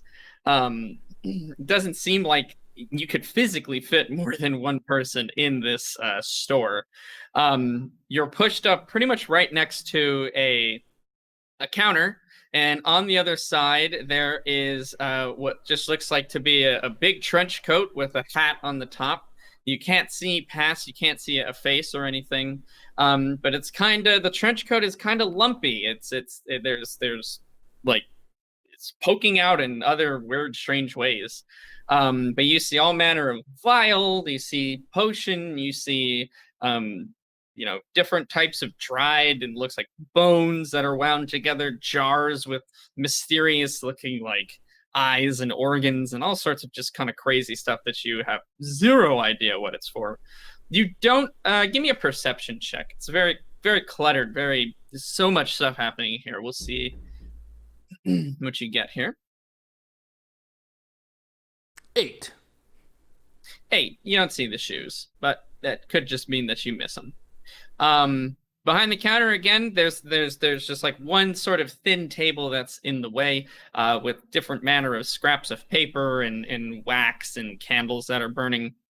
And the figure, what do you want? Hello, my name is Carl the Kenku, Barbarian. You have a very nice shop here, and I'm shopping for some shoes. Yes, what kind of shoes? What shoes do you want? And you hear like a voice from down below in the trench coat speaking. I seek the whitest, finest, cleanest, sharpest shoes that you have. The shiny shoes. And like a green arm will kind of jut out of the back of the trench coat in one of the ripped open seams and sort of move some stuff off to the side. This is kind of like halfway down the trench coat here. And they like move things to the side, they throw things out, and eventually they grab something which comes into the trench coat, and you see some rustling happening inside, and the shoes come out through the top. It's like a gnarled green hand with like yellowish kind of gray dingy fingernails. And he holds them in front of your face and then drops them on the counter. You buy, yes. I what? You buy the shoes, yes? Of course. That would be stealing. Yes, no steal shoes. No purchase. Yes, purchase good. Purchase great. How much? Give me a wisdom save.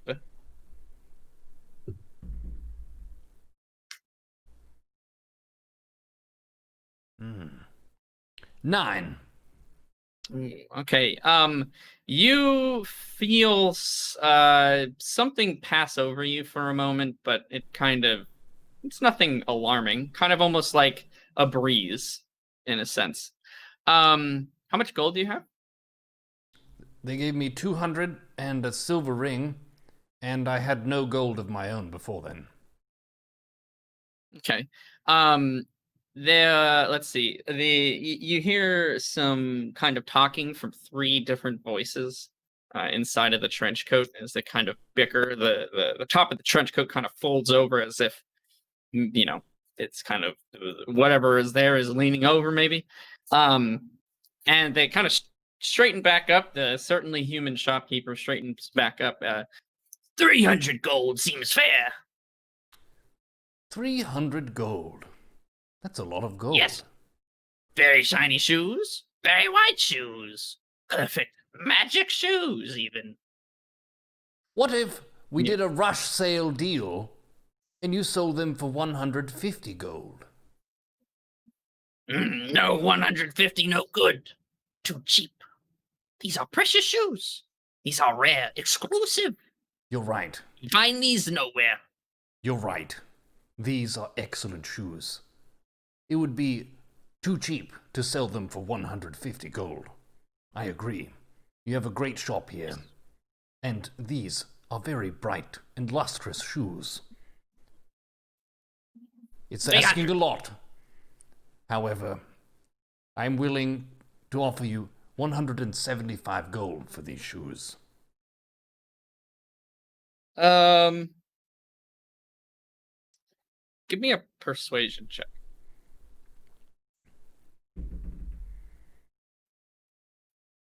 Natural 20. Okay.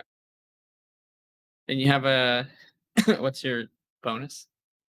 Bonus would be if there is one. +1, so 21. Okay, that's good. They kind of have a conference again, bickering voices going back and forth. They straighten back up. We like you, bud. Yes, you don't see many of your kind here. We give you good deal. 200 gold. 200 gold. Yours. Yes, 200, 100 off. This is very good human bargain for humans like you and I. I do like a good human bargain. What if you threw in a potion? Potion. It's too much bargain. Need extra for potion.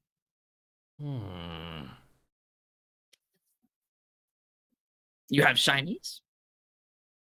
Let me Things to think. trade? Let me Things to think. sell? What about... I'll get the silver ring. This! You procure the ring in such a way that a dazzling kind of blaze of light shines off of it from one of the many lights around. Oh, we see. Give. And like 6 hands come out of the trench coat. This is Trying to no grab ordinary for it. ring. This is especially shiny. You should be cautious. Many minds have been corrupted. It is too beautiful a ring. Be careful, and I will place the ring. Which hands do you pick? The top, the middle, or the bottom? The middle. Okay, the middle hands, the bottom hands try to slap the top hand or the middle hands away, and the top hands quickly dart down and grab the ring from the middle, and they all come back in. And there's a kind of visible tussle going on from within. It's almost like you threw a blanket over 3 kids that are fighting. And after a few moments and a couple of yells, they'll put the ring on the table. Yes, this ring. We can see the quality is of this rare. This is good. What potion do you want? Do you have anything related to speed or to strength? Speed or strength? Or One or the other? speed. Speed, yes. And the kind of trench coat will shuffle to the left. It won't turn. It just kind of shuffles to the left. And it goes to another kind of small corner over here. And hands, once again, will come out of the coat and they'll kind of move things around. They're throwing just random things kind of in the air. Different sort of parchments, a couple of glass bottles with you have no clue really what's in it, but break on the ground. It's a very chaotic experience. It's still a little unnerving at times, even. But finally, they'll the hands will stop kind of reaching out for things. Oh, yeah, we've got it here. Yes, speed. And they'll shuffle back to the right, and they'll plop down on the counter. It's like a flask almost. It's like it's not like a small vial or anything. So it's a pretty hefty sized flask, and it's of this really cloudy yellow liquid. Ooh. Almost like rotten milk is what it looks like really rotten milk. It has like a cord that's tied around the top and a cork that's in it with a seal of wax. And there's a skull and crossbones on the top of the wax. Now this will make you fast.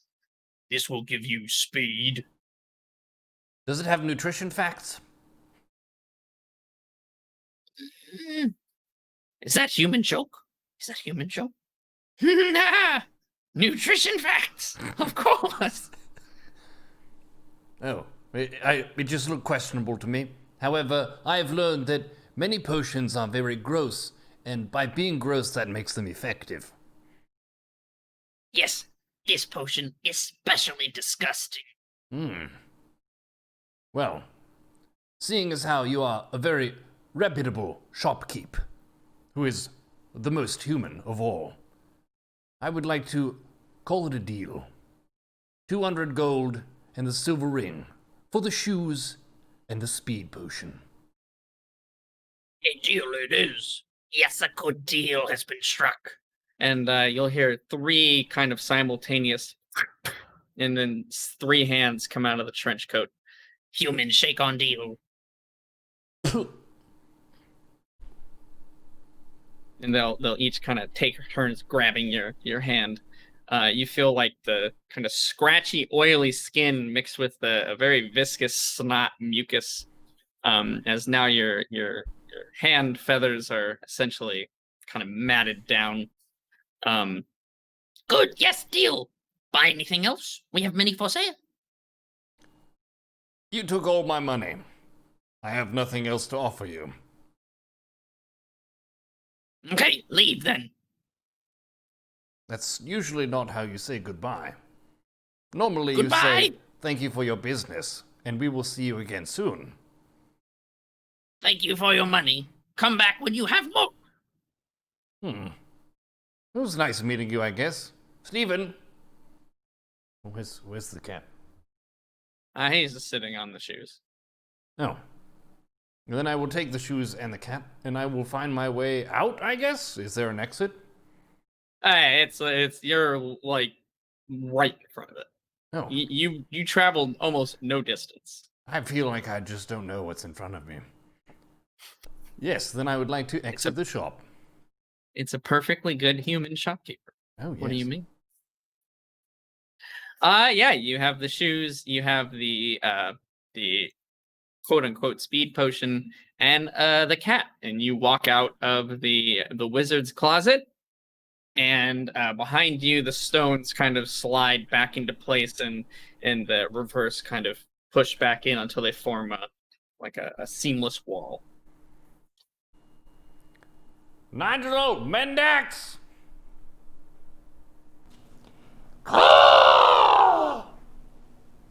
What did they run It's off the to? signal. I hear the Kinku call. It must be done. I jog back down the alleyway with Mendax. Yeah, just run down. Yeah, he's standing there, cat shoes and a weird vial of yellow liquid in the other hand. I purchased their finest shoes. Are these the ones you wanted? Those are the ones.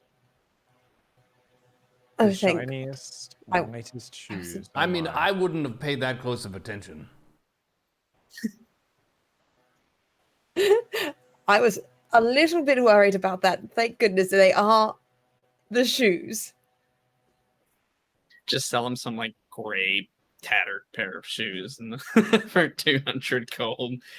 No, yeah, they are in fact the same shoes that you stole off I was of afraid Aurelia it Jackson. might just be a different pair of white shoes. Nope, they are the aforementioned shoes. Steven will jump off of your hand and start walking away. Thank you for your assistance. Nice, Stephen. Mel. Thank you, Stephen. I owe you one. He'll kind of turn back and look at you, Nigel, and give you a And- wink. Another one. I owe you two. Yeah, he's happy to just basically walk away. All right. How much did it cost, Carl? All What of sort it. of deal did you get? Well, they initially said 300 gold for the shoes, in which case I utilized my Kenku persuasion tactics against them and created a narrative where this gold and these shoes were just, and it worked for the most part. It was 200 gold for the shoes, and then there was also a potion of God knows what that's here that I got with the silver ring. Yeah. It kind of looks like ogre piss, to be fair. You sure that's safe to drink? Well, I asked them and they didn't give a very good answer, so no, I'm not sure. To be fair, the potion they gave me, I was having second thoughts after I bought it as well, but it turned out to be of exceptional quality, though it was rather disgusting to the palate. Yeah, you guys feel a very pungent, disgusting odor coming from Call from the goblin snot and mucus that's basically worked into his feathers. So might need to take a bird bath before setting off. We definitely should get Goop. Oh my god. That was a setup. Bazing! Bazoom! The best kind of dog. Get that goblin snot out of those feathers. Ah.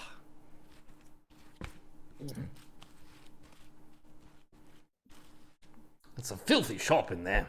There were broken glass all over the floor. Their hands were nasty. But the mission was accomplished. You didn't hear my Well done. secret, did you? No.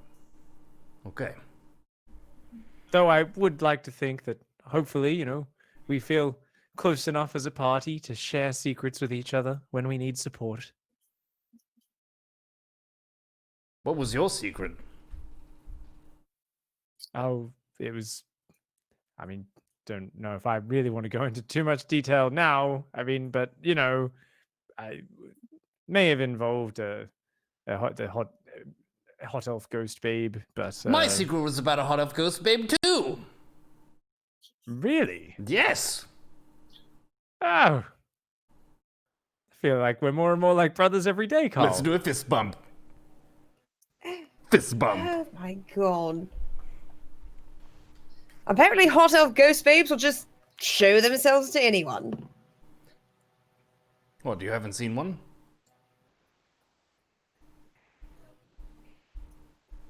I think Mendax mentioned she was having some internet issues still. Where do you guys want to head off to now that you've recovered the shoes? What's the plan? What's the play? Goop. Goop. Yeah, let's go find Okay. Goop. Got it. Sounds good. We'll get Goop, and then maybe we'll take a quick 5-minute break or so Mendax can restart the internet for her house again. Yeah, you guys head over. Nigel, do you put on the aforementioned shoes? I'm pretty sure I'm leaving them with Mendax at this point, since I feel bad about getting rid of them before, and they're clearly very valuable to her. So, it would be a little bit like if, my best friend just bought a $100,000 car, and I was like, cool, I can just drive this now. It's a bit awkward. I'm kind of like, no, I'm not going to take any super valuable shoes off her, since I've already soiled multiple pairs of pants and shoes and got them lost in all sorts of things at this point. So I'm barefoot at the moment, I believe. I think you are. Yeah. Yeah, I believe you are. So okay, we'll just continue with that then for now. So Mendax has the Alleluia Jackson shoes. Very, very important to keep an eye on who has those. Yeah, you guys head over to, we'll call them the Golem Smiths. The ones that King Stumpy left the officer rather left your Golem Goop with. Yeah, you head in there. You have the control orb, which is essentially like the receipt for the golem, essentially. And you head up to like the front area where they kind of have their records being kept. Oh, Nigel, here for Goop, yes. Yes. Have you been able to fix One. him? Oh, well, we did a tune-up here and there. Yeah, we'll retrieve him. One moment. And he'll the dwarf at the front will head into the back, and he'll come back out to the front a few minute or two later. And he has Goop in hand. He is much nicer looking. The cracked orb that was his essentially eye that mirrored the other one that you have is pretty polished and perfect. There's no cracks that are in it anymore. They put on another arm for him. So there is now both arms, and there is he kind of goes through the mechanisms on the golem, opens up again, that chest cavity where the records were being kept. Which is how Goop essentially casts those spells. And that has been cleaned up. That has been sort of fixed, repaired. It's only those two kind of records in there, if you will. But those are on sort of that spindle, almost like that spice rack kind of contraption. He closes that back up. He pops open the top of the golem's head, again, just by kind of like, it almost looks like pressing a button, but there's nothing there to press. It's almost like you just have to know where to essentially try to open from. And he shows the kind of the inside of the top of his head where there was, you looked at it before, it was sort of that like record player almost inside that had like the like spindles that were coming out that would hit the notes on the record that's inside. It's all very nice shape, all very well kept. As Goop is placed in front of you, you feel sort of that like familiar hum from the control orb that's in your robe. But currently Goop is deactive. He's not activated at the moment. And tell me, do you know how we can get more of these spells created or made? I'm not overly familiar with this exact type of golem. Looks to be some sophisticated magic that went into this, actually. From what I can tell, these records are, well, I mean, they look like regular music players. You know, there are several of those enchanted jukeboxes. I'm not sure if you've encountered those crazy contraptions. I would assume anything around there, you know, however they make those, we don't really craft any of those here. You could find some musicians somewhere that might specialize. Some wizardry has to go into it as well, I'm sure. But it's a craft I'm not very familiar with myself. Fascinating. Do you know where those jukeboxes you speak of are manufactured? You know, they're quite popular in those big human cities to the west. Something I'll have to keep in mind. So, so he's fixed up. So the orb is no longer cracked. He's got a new arm now, so he's no longer one-armed Goop. And okay, fantastic. So you're not so familiar with him, but to be honest, it's really something none of us have any experience with using golems, and we've kind of just tagged him along. And he even at one point, when one of us was in trouble, he managed to actually save the life of Mendax here and heal her from a very dire situation. Do you have any idea how we can command him? I understand it's somehow tied to this control orb, but I don't truly understand the mechanics of how to give orders or to.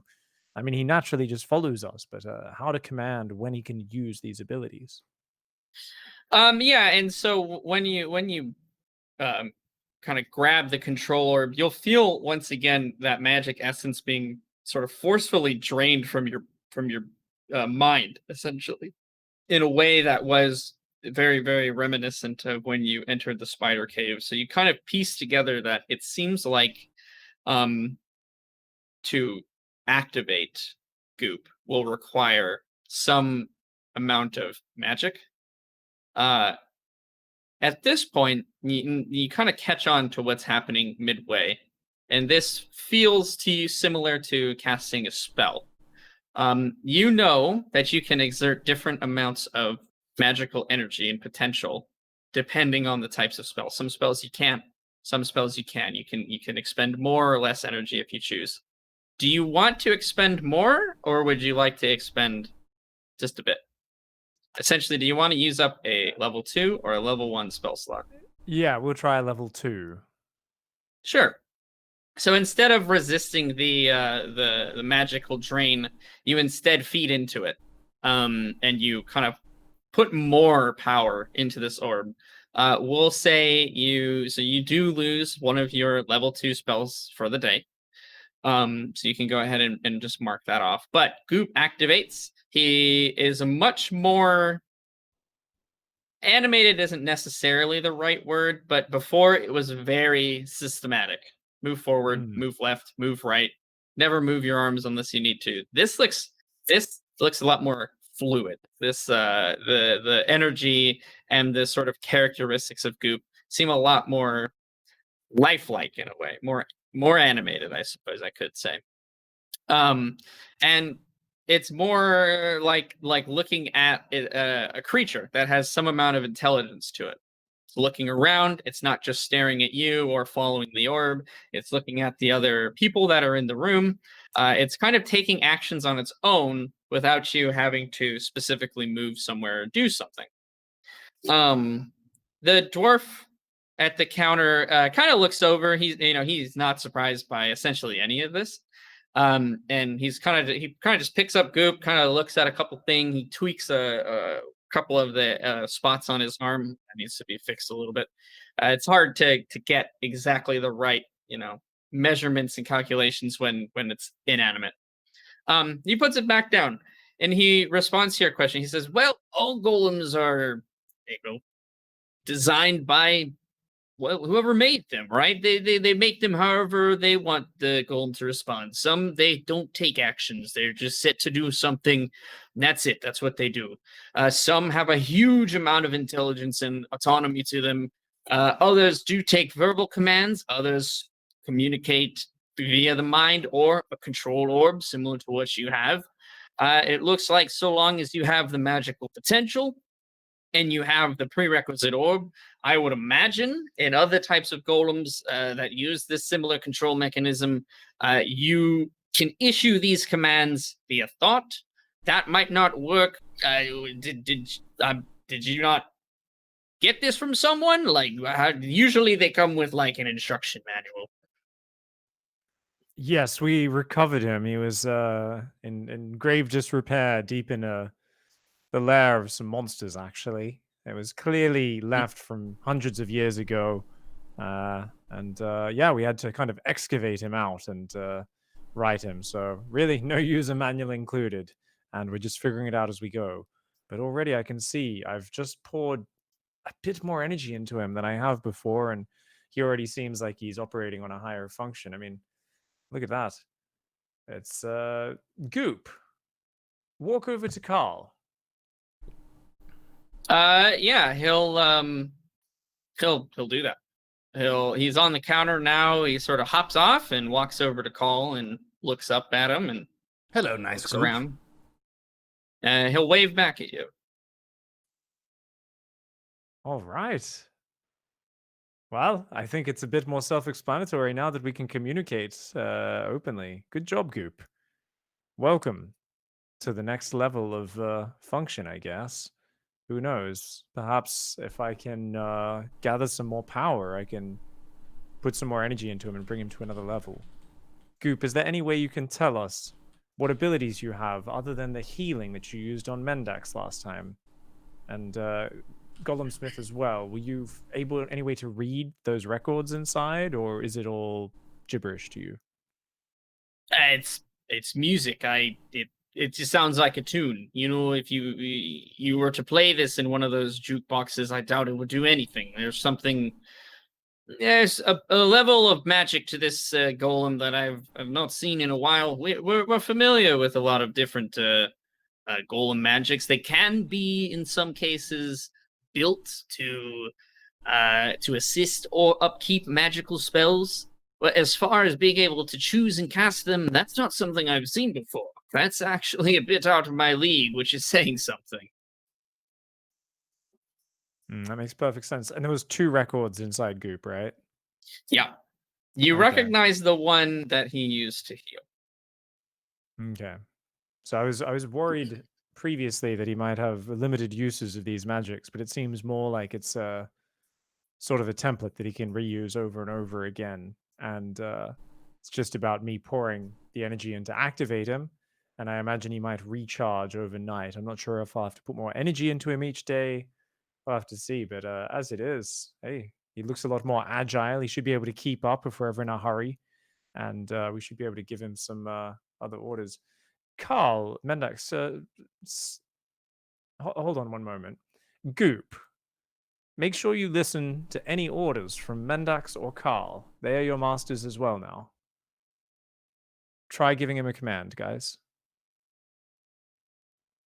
Goop, clap your hands 3 times. He does not. Goop, do what Carl just told you to. Okay, I'll clap his hands 3 times. Okay. Well, it seems whoever has the orb does have control. I thought I might be able to kind of dictate and just extend it so that he is loyal to all of us, but as it is, he's going to follow whoever has the orb and only follow their commands.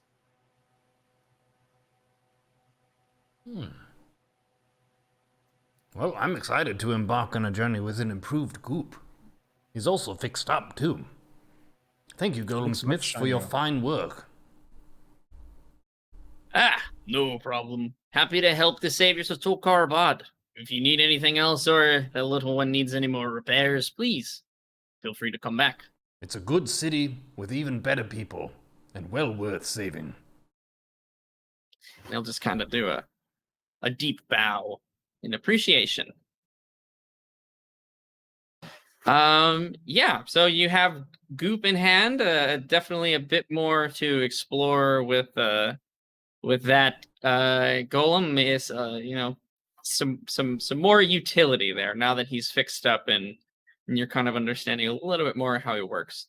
I do think Mendax or Ash is still having some internet issues, so we'll go ahead. We'll take our break here, 5 maybe 10 minutes if the internet's not still giving some problems. So bear with us, everybody. Appreciate everybody for hanging out, and we'll be back in just a bit.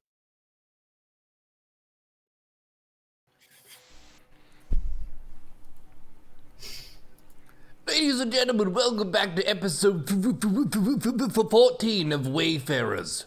We are in Tolkarbad and we just picked up Goop, who is new and improved. Level 2. Or something Level like that. 2. Is his name Toot Yes. now? It's whatever you guys want to name him. Somehow you landed on Goop, and it ceased to amaze me. That's what this golem's name. I like it. I believe Very that was endearing. Mendax's idea. Or mine. That was my idea? I think it was your idea. Yeah. 100% Don't put this Carl. one on Mendax. Yeah, this was a call decision. Mendax has done a lot of things, but naming Goop is not one of them. It is true. Okay. You guys got the shoes. You've got a mysterious quote-unquote speed potion. You have got your golem companion. The Wayfarers are reassembled and have got their wardrobe outfitted properly. What's the next move? Should we say goodbye to Stumpy? We'll see if the dwarves can't, I don't know, furnish us with some food and such for the journey. Yeah, it's not a bad idea. I have been meaning to ask you as well, I guess, about where all that gold came from. It really does seem like there was quite a couple of good nights on the dice if you seem to not mind parting with 200 gold. So I'm Well- completely destitute right now, but I am curious how you came about such wealth. First of all, I never said I played dice. Second of all, I've also never been very good with money, and you know this. So tossing around 200 gold doesn't mean a whole lot.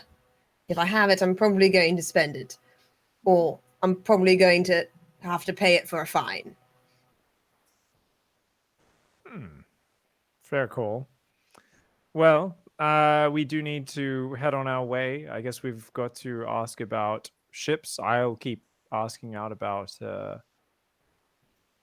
magicians and wizards. There's none in this part, in this city. And indeed, I mean, I guess we should ask about nearby areas where we could maybe find in this corner of the world someone with kind of magic. I think teleporting is probably our best bet. I mean, a caravan's an option, but that's still going to take a long time to get overland. So maybe you, of course, Mendax mentioned the ships along the southern coast are very dangerous, that you'd heard that in your travels. I mean, we are right on the kind of towards the south eastern tip. of the continent. You know, perhaps we could get a boat to Iliaris or something like that. I'm not sure. What do you think our priorities should be, Carl? Well, you wanted to go to the place where your master is, right?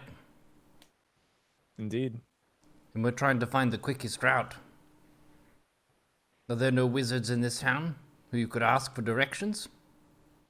There is one who you can find in the library. I'm not sure he has the requisite power, to be honest. But he might know someone who does. I suppose it's worth a try. About time I introduced you to my own little world. You've both met Stephen now. Might as well go and introduce you to McStumblefumble. Okay, so you guys are going to head to the library, is that right? Works for me. Mm-hmm. Okay, sounds good. Yeah, you guys head over there. It's not too far of a distance. It is the first time Call and Mendax you guys have set foot in this library here.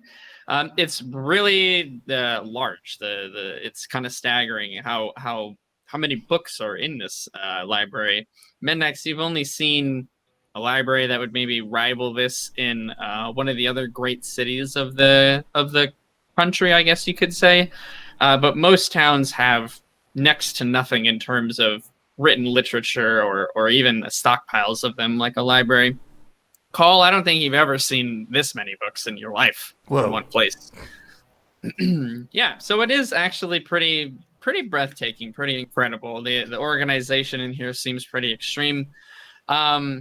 How would you like to try to go about finding Bumblemore McFumblestumble? So guys, keep an eye out for any socks left marking the books. When you see this wizard, you'll recognize him. He's rather an odd character. And we'll ask the librarian first of all if she's seen Fumbledore, and then we'll start the sock trail if he is not around. All right, Carol is at the front. Hello, Carol. Ew. Have you seen Hello, Fumbledore? Nigel. Is he in today? Bumblemore? Yes, Fumbledore. Yes, he did find his way in earlier today. Weren't you just in? Didn't you just talk to him? Oh, yes, a few hours back, but I've been around the city a little, and I wasn't sure if he's still here. Well, I didn't see him leave. All right, But fantastic. Best of luck. No worries. We'll take a look. All right. Best for us to just wander through. Might as well stick together. It's a huge library. You two could get lost. So follow along. Keep your eyes peeled for any stray socks sticking out of any interesting books. And we'll wander and kind of start to circle our way through, see if we can find him. Yeah. Again, the library, as you guys start to move through it, it is once again kind of imparting on the vastness, and you're looking kind of just cursory at the books that you're passing by. You've never even heard of half of these topics before. Some of them having to deal with just seemingly the most oddball, why would anyone ever write a book about the different types of mosses that can grow in a specific region of the world. It just seems like some of the most dry material you've ever seen. Each of you roll me an investigation. Let's see if you're able to pick up the trail of the elusive Bumblemore. 13. Okay. It's an investigation, right? Mm-hmm. 24 for me again. Whoa. Oh, nice. And I've got 18 plus 5, so I've got a 23. Whoa. Yeah, you, I would say both Nigel and Mendax, you pick up on, I would say, the scent of Bumblemore faster than any sort of physical trail left behind. And you follow your noses for a few minutes before locating him in the different types of cheeses section. And he's got a book in each hand, and he's kind of flipping back and forth between them quickly.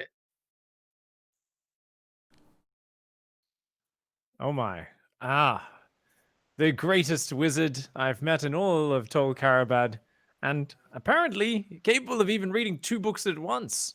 Impressive. How are you? Ah, hello, Nigel. Good to meet you again.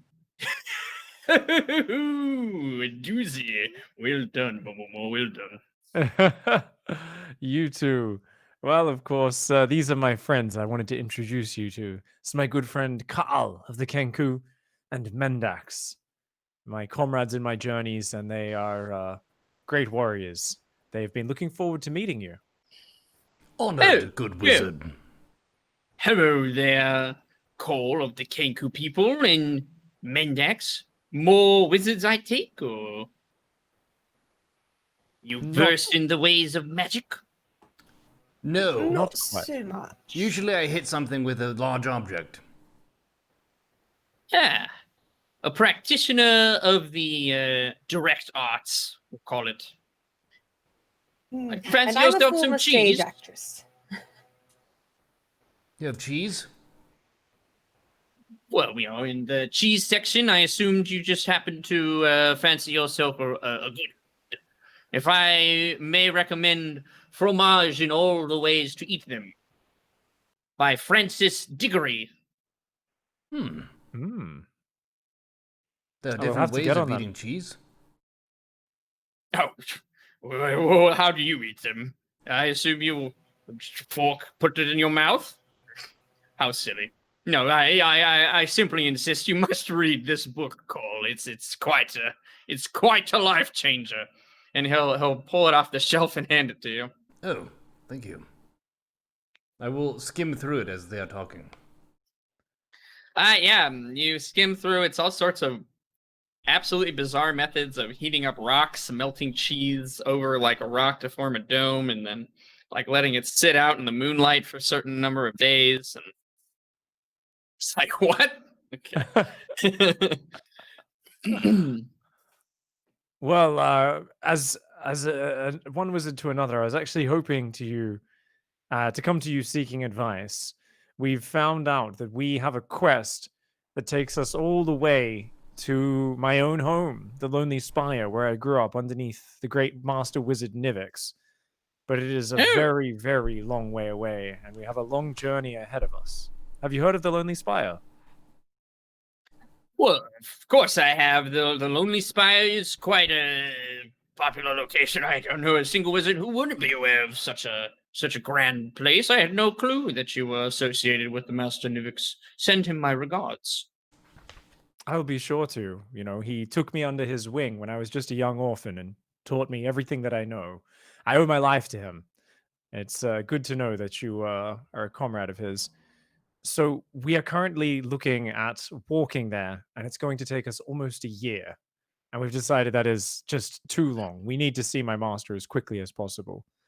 We're wondering if there are any other wizards about, or covens of witches, perhaps any sort of mages guilds where there is either a functioning teleportation device or a group of wizards powerful enough to potentially teleport us to the other side of the continent. Teleportation magics. Quite strong spells you're looking for, Nigel. Not for the faint of heart. I, of Yeah. course, have dabbled with my own formulas and crafts of the such, but it's been a number of years. I am afraid I simply am too busy to try to dig up those old documents. However, I have heard of a certain relic the dwarves possess, in fact, that, legend be told, has the ability to travel great distances. Exactly the properties of this I am not quite sure, but certainly heroes and champions such as yourself may be able to garner favor with the appropriate dwarves and find out more. Hmm. That does sound like an interesting lead. Can you tell us more? Not really. I don't know much more. Do you know what it's called? Um, uh, of course I know what it's called. a key of teleportation. Ah, that sounds very promising. Yes. Especially after it was you who, of course, turned me on to the wizard's closet. Very thankful for that tip, by the way, and I do appreciate it. Not keeping I a secret. you said you do have scrolls on teleportation or and notes on your own delvings into it. I mean, this is something that is far beyond my scope as a wizard and a purveyor of magic. Is it something? Do you know? Have you ever actually succeeded in a teleportation spell? Well, I fancy myself a hobbyist of the schools of magic, of course. I have dabbled in teleportation back in my my formative years, back in the days of the academy. I did manage to teleport a rat once, quite a great distance, 5 feet, if I recall. Well, vastly further than I've done. I've never even attempted it. I know it's beyond my abilities for now, at least. But are you sure there's absolutely nothing about this dwarven artifact, this key of teleportation, you can remember other than that it exists? Do you know if it is situated here in Tolkarabad? Well, this is the mighty dwarven kingdom, after all. They have many of their artifacts and relics, many of which are multitudes more powerful than that one, locked away in some hidden trove. Some I don't know. Hmm. All right. Well, it's definitely better than nothing. If that doesn't turn out, where do you think is the closest center of civilization where we could find a group of wizards who might be able to help us further? Um, to that he will. What would he say to you guys? Let me think a second here. We were thinking of getting a boat to Illyrisp as one option, and I'm not sure though. I don't know much about the city. The city of the elves. They certainly have powerful wizards, mages, witches, warlocks in their kind. They're quite versed with magic. That's not a bad idea. You may be able to find someone there. Hmm. Well, thank you very much for sharing your knowledge, and I do hope these books don't put too many wild ideas in Carl's head. I'm not sure if his body really responds to large quantities of cheese and dairy so well. You guys want to go cheese tasting? I'm feeling a bit peckish. Will there be wine? I don't know. This book is only about cheese. It does say that... Wait. Oh, there is a wine compliment section. Forgive me. Count me in. Well, yes, always about expanding our boundaries and our taste buds. Perhaps we should go and speak to the captain and see if he's heard about this artifact of teleportation. Works for me. Sure. All Stumpy right. might know as well. It's a good point. It'd be hard to get an audience with Stumpy again on such short notice, though. Would it, though? But, For the heroes of Tol Caravan? Perhaps not. Lead on, Carl. If we want to go, maybe we can try to see Stumpy first, and failing that, we'll go talk to the captain. Plan A, Plan B. Sounds good. Let's go. Ta-ta! Have a good one. Take care. Bumble Bye, Mormix, Bumble. Stumble Fumble. It was great to meet you. Yes, and you as well. Very dignified fellow. You seem like a great wizard. I am. Yes. And he'll go cross-eyed and try to read both of the books at the same time. Be nice now. He's focused on his task at hand. So you guys are going to go and meet up with Stumpy, is that right? Well, yeah. All We right, have our deal. own Mixed Stumble Fumble now. This is the greatest group ever. No, he has heard him, so he does have his voice in some way in his lexicon, if you will. Okay, you guys leave the library with a new lead of information and head over to the sort of Capitol building, the throne room, if you will. By this point, it is sort of getting on to the afternoon. You guys have done quite a bit actually during the day. So the palace room, we'll say, where the throne is still hustling and bustling with all sorts of different dwarves, humans, gnomes. Same kind of clamor, same kind of panic rush around everything. People are running different numbers, writing a lot of different things down, rushing notes over to which way of the room. Stumpy is entertaining an audience of a few people. There are a few other people waiting for him, the same guards at his sides, making sure that none get access to him without their approval. Hello, good people of Tol Karaban. We seek audience with the king. It is a cacophony of noise in the throne room. Everyone is pretty preoccupied and busy with what they're doing.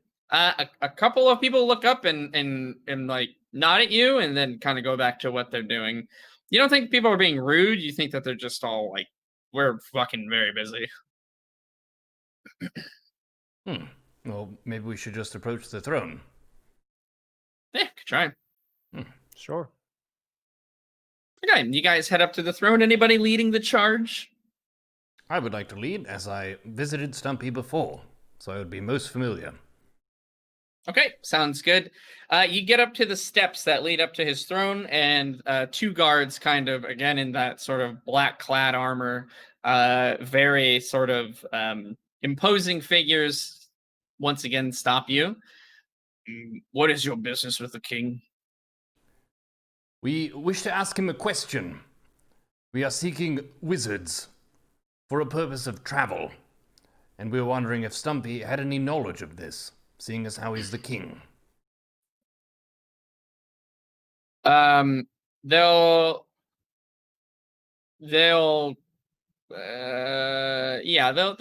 come back to you with he's quite busy right now. Is it something that can wait, or is this? I mean, we could wait a few moments, but we would Probably best tomorrow. Tomorrow. We are Or the next day. Yes, but we are the heroes of Tol Karaban, who risked our life and limb to save it. And it wouldn't take too long, I trust. We'd need but at most 5 minutes of his time. They'll sort of eye all of you over. You get the sense that it's not that they don't like you, and they respect that you're the heroes that saved the city. It's just they take their job super seriously. They'll kind of look at each other. Wait here, and one of them will kind of go back and talk with one of the guards, actually the same guard that led you to the barracks call. That guard will look over from what he's doing, kind of give you just a slight nod and talk to the guard. He'll come back down after a few moments. When he's finished talking, 5 minutes. That will work? Yes, thank you. Excellent. Weapons on the table, please. I will place my weapons on the table. Okay. Do you try to hide any? Or are you putting all of them there? All my weapons. Okay. Yeah. Putting all of mine on as well, not trying to hide a single thing. Okay, sounds good. They'll look at Goop and they'll say, can that stay here as well? Goop, stay. And he'll kind of just bumble around and rock back and forth in the place where he's at. Thank you, Goop. Okay.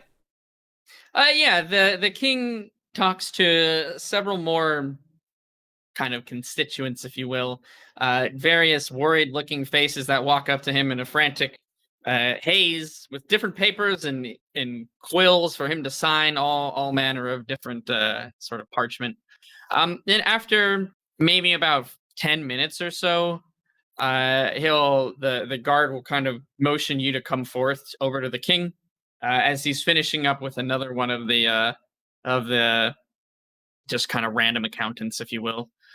You guys can approach him. When you do, Stumpy he's not quite finished signing whatever he's looking at. And he'll say, "Oh, for the love of God, can it wait? Please, I need a minute to breathe." Hello, good King Stumpy. It is good to see you again. And he'll look up from his paperwork and kind of be a little surprised. "Nigel, Mendax, and Cole. Huh. Those are some faces for sore eyes. Come." And he'll motion you closer to the throne. He'll give each of you a hug if you let him, which will crack your backs, as with every time he's ever hugged you.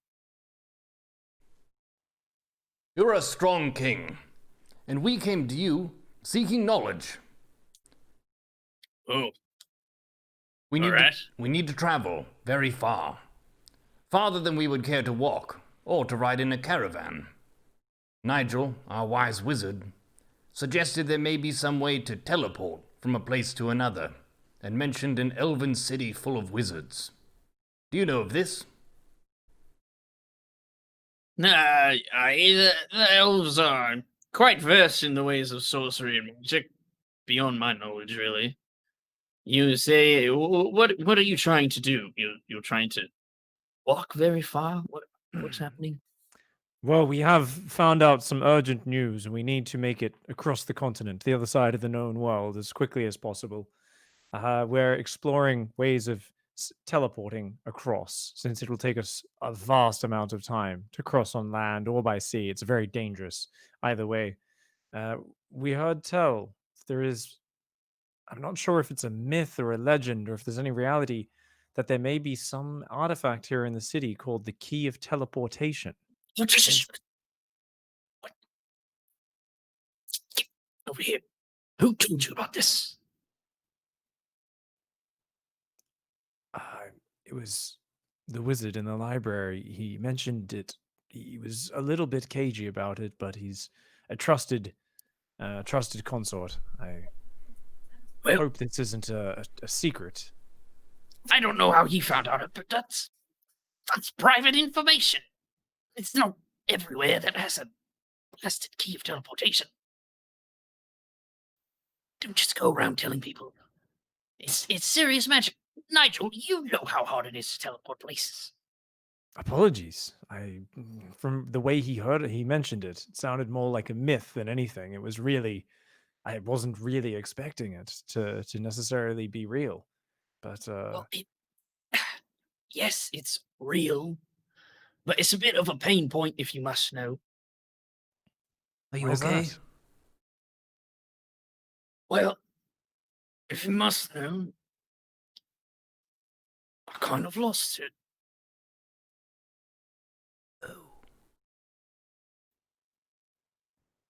How?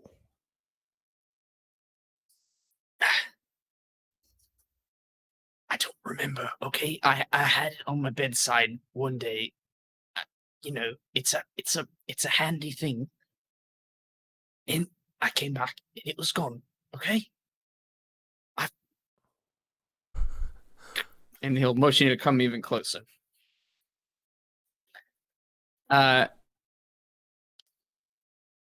think someone stole it, or there could be someone may have infiltrated the city and taken it. I really shouldn't have had it. I'm gonna be very honest. That's my bad.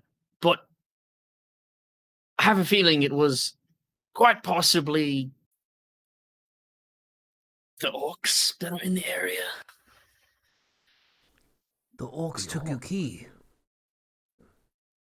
I don't know, okay? Like, I'm not positive, but they've been at war with us for fucking God knows how long.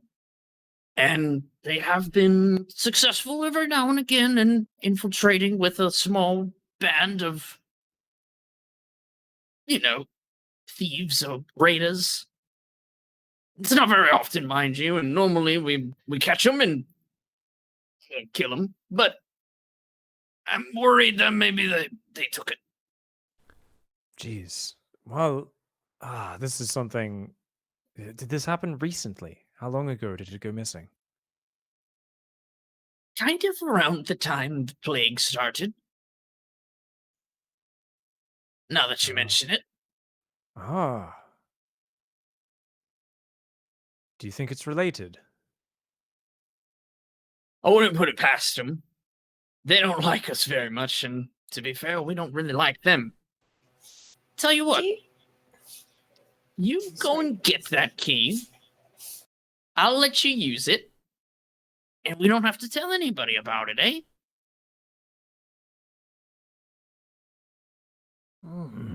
How would we know where to get it if you lost it and don't know where it is?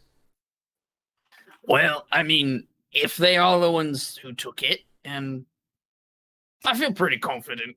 I've got a good gut feeling, and my gut's not often wrong.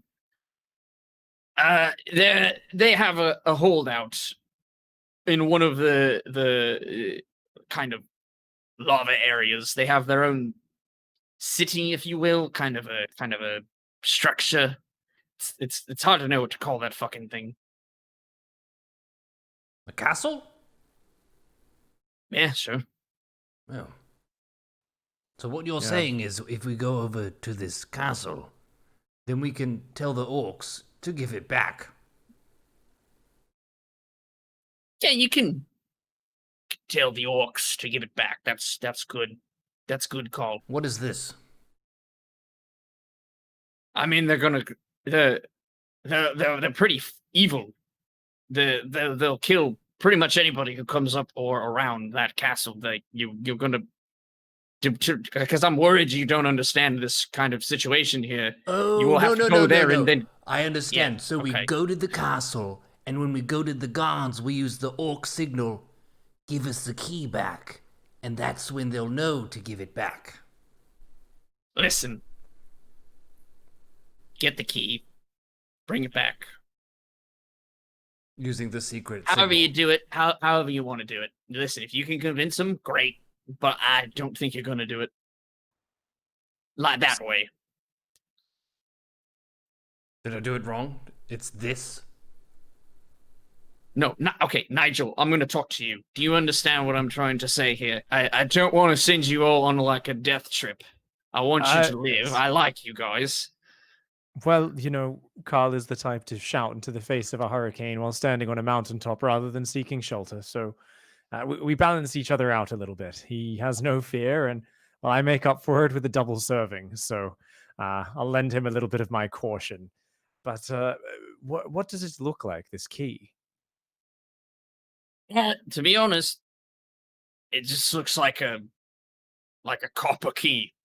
Kind of hidden in plain sight, if you will. It's nothing very special. I found most powerful artifacts to look like just unassuming pieces of whatever. All right. And can you show us on our map where this orc fortress is? Yeah, I can show you for sure. And he'll if you have like a basic crude map of of kind of either the country or the kingdom itself, he'll point out it's several, I would say, probably a few days of travel away, and you will have to go by like that lava boat system, but you could make it there. It'll take you a few days though. Of course, I could provide you with a boat to get there, and oars more suitable for the strength of, well, I mean, you're very strong, don't get me wrong, but your strengths. And then if you go there, you get the key and bash a few faces on the way, bring it back to me, whole thing water under the bridge. No one has to know I took a magical artifact out of the vault, and you guys can get to your wherever the hell you're going. Give us the key. Yes, you've got it. About how many orcs would you guesstimate are in the Castle Hill Fort thingy? Well, if they're going on a raid at the moment, and they often go on raids, to be fair, I don't know, less than 100 probably. Oh, good, just less than 100. Excellent. And when they're not raiding, More than 100.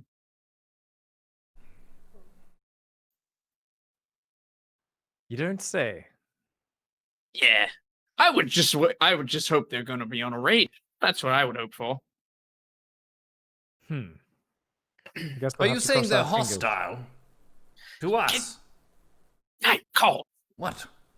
What the hell, man? We're whispering here. Okay, this is like not. Are you saying they're hostile? Yes, they're hostile. Yes, they're very hostile. This is a combat mission. This is it. Yes. I Cole, thought we were being mission. sent to use the secret No. password. No, there's no secret password. No. Oh. Okay. Yeah. Okay, I understand. So I'm going Yes. to, we're going to fight them. Okay, I understand. Okay. Yes. Yes, I think the password is your rather mighty scythe-like blade, Carl. I get it now. I get it. I was confused. I've never seen someone do this. I thought it was a password. So how's that sound? Good then? Yes, we're all in agreement. That sounds great. Shh. Yes. Yes. We're on the Don't case. tell anybody. I didn't tell anyone. Okay, good. I mean, I know you've been here the whole time, but I mean, later on, don't tell anyone. Like, continue not saying anything. That is not us for. I will take a vow of silence. You don't have to go that far, but okay. That's fine. That's good. I'll just use the signal. Okay. Yeah, all right. There's no... Okay, perfect. Tell you what. If you're good to go, unless there's something you need, midnight tonight, meet me out by the, the entrance of the city. I'll get you all squared away. Wait, one more thing. Oh, God. Okay, yes, Could I get a fist bump? of course. And he'll punch your hand really hard. Ouch! Thank you, Stumpy. You're welcome. Thank you. All right, then. Yes, great to see you. I hope you have a fantastic trip, wherever it is that you're going. I don't know. Yep, goodbye. Goodbye. God.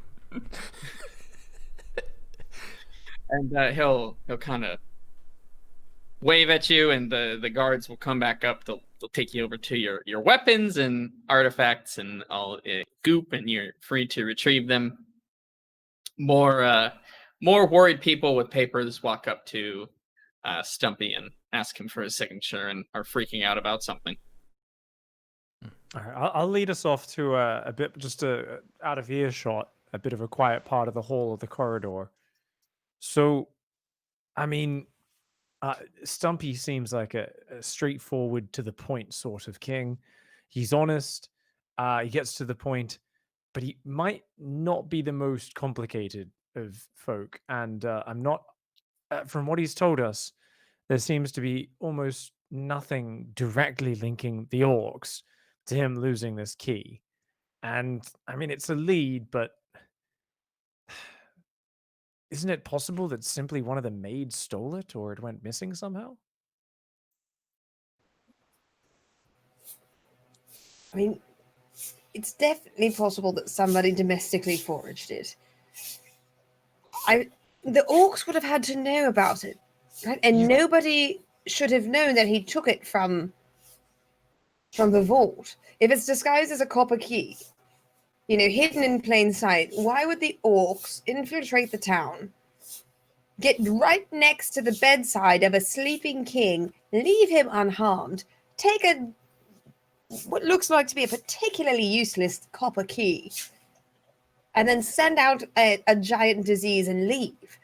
I mean, they could have started the disease, true, but if they hate them so much, I would have thought they would have smashed Stumpy's skull in his sleep rather than take this key.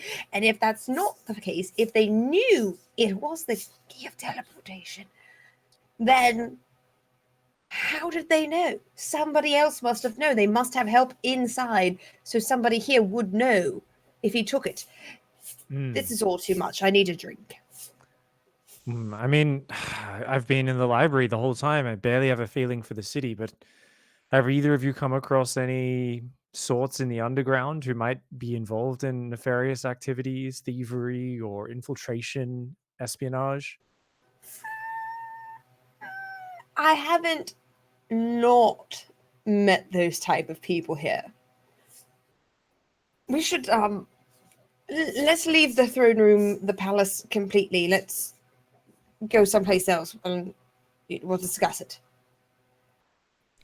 Discuss it. Exactly. Let's go get some ale. All right. You guys can head over to the tavern, and yeah, you can find yourself a relatively uncrowded corner. It is now getting certainly into dusk, into night. So the tavern is a lot more popular. There are a lot of different voices. It's quite hustling and bustling as normal. But you guys find yourself a table that's fairly secluded. Again, not super secretive here, but fairly out of the way before the tavern fills up completely.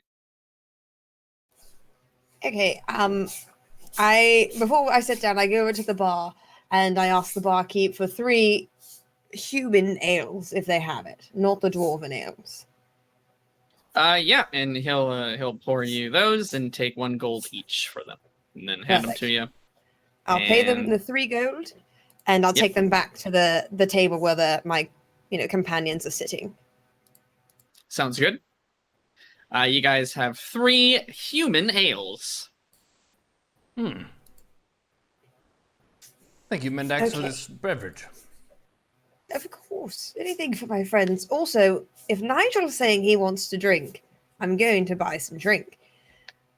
But I have something I should probably tell you. I was going to wait until we were out of the city, but do you know how I may have had some gold come into Yes. my possession recently? Well, I may have allegedly domestically forged some things or something of great value in this city as part of a thieves competition, which I totally won, by the way. Okay, totally won. Oh, Mendax. Don't tell me you've gone and got on the wrong side of some local nobleman again. We could get in a lot of trouble for that. Nope, not a nobleman. Touched no nobleman. And as a matter of fact, I am of some standing now in the thieves' underworld here in Tol Karabad. I do actually know of a place that we could go to ask more questions.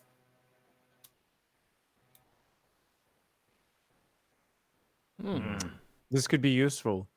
I think, honestly, it sounded vague when we heard this from the wizard. But if they're at all involved, then surely this underground would already have some idea about the key of teleportation. If you can raise the topic very surreptitiously and see if one of them knows more than he should, knows of it in a concrete way, if you can find that out, then we'll have confirmation at least that it is something that is wider known and the chances of them being involved actually exist. That's true. And at the very least, even if I can't bring up something about that particular artifact, I think they would definitely know if any infiltration of orcs has happened. Anything that can kind of lend credence to Stumpy's story at this point, I think. If they know that orcs were here, if they know that orcs, know their way into the king's chambers or something of that nature, that might make it worth the trip out to the orcs' encampment. But I also may have allegedly shot someone in that building. So I should probably not go alone. Is the Thieves Guild legal? What's your definition of legal? No. Abiding the law. I believe no. it's completely the opposite. I believe it's the organized illegality, in fact, Carl. Oh. Like a criminal's Some would club. say that they have simply chosen to follow their own set of laws. Oh, yes, I've heard this story before. Like Of course, anarchists.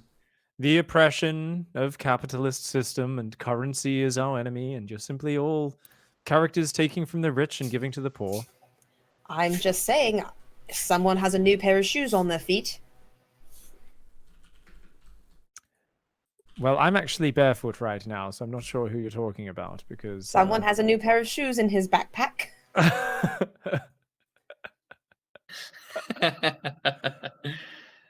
Fair point. Fair point. Well, if I you believe need me these to are still escort you, the I can. breeches, the same pants that you had to give me after the gash as well. To be fair, so I guess I can owe some of my livelihood to maybe some bending of the normal moral compass. Thank you. Carl, are you up for a little bit of a jaunt down to the other side of the tracks, as it were? I don't have a compass. I can lead the way. Oh, Are we just as long as we don't go into any establishment where they don't allow non-members? Because I don't think they'll let me and Carl in. But if we can go to maybe a watering hole where many of the members frequent, maybe you could sniff something out without going right into the belly of the beast. That's the only problem. Well, there's so it's a building, and there's a watering hole in the building. I'm not. I would assume you could get in that part as long as I brought you, and perhaps just not further. You know what? Screw it. I will just go. However, I'm not taking my gold with me, so I'm going to need the two of you to guard it. Fair enough. I've already kept some silver safe this long, and it's Carl, staying I'm safe. going to need you to guard the gold. Well, I mean, to fair be enough. fair, he's never lost the spoon, and he still has it. I mean, that is very, very true. He does still have the spoon. Still gonna have Carl guard it. Fair I enough. will act as guardian of this currency. So Okay. the plan, if I'm understanding it correctly, then is Call and Nigel are going to guard your gold in your room, and you're going to head over to the meeting place of the Thieves Guild to try to suss out if there's been any reports of orcs or anything invading the city or sneaking in. I mean, honestly, if we're going to go back to the rooms first, I'll just deposit my gold in the room. I feel like it's probably safe there. Actually, no. The Thieves Guild know that I'm staying there, and if somebody has stolen the key from the king's own chambers, they damn sure know how to get to our bedroom. So yes, I would still like them to keep watch over my gold. Wouldn't it be safer if it was in a different room? It's a very good point. You may keep it in your room or in Nigel's room. Whatever you see fit. My room is the only one where the floor is not fucked up. Our rooms are all in the same quarter, and we're a known entity, so if we were to hide it in someone's room, I think it would be under the doctor's bed or something like that. But I think for now, you're best to hang on to it, Carl. I will guard it, and if anyone tries to take it from me, I will tell them to go away. And if they don't listen, Then I will use the password. and if they don't take the password, Then they will take the scythe. I like to hear that. Can we accompany you for just to some be measure clear- of safety, or no? Can you what? Can we at least accompany you to the entrance of the building or nearby, so we're at least there as backup? Is there some way we can add some insurance, or are you safe going in on your own? I didn't have any problem in the streets to begin with, so I think I would be fine.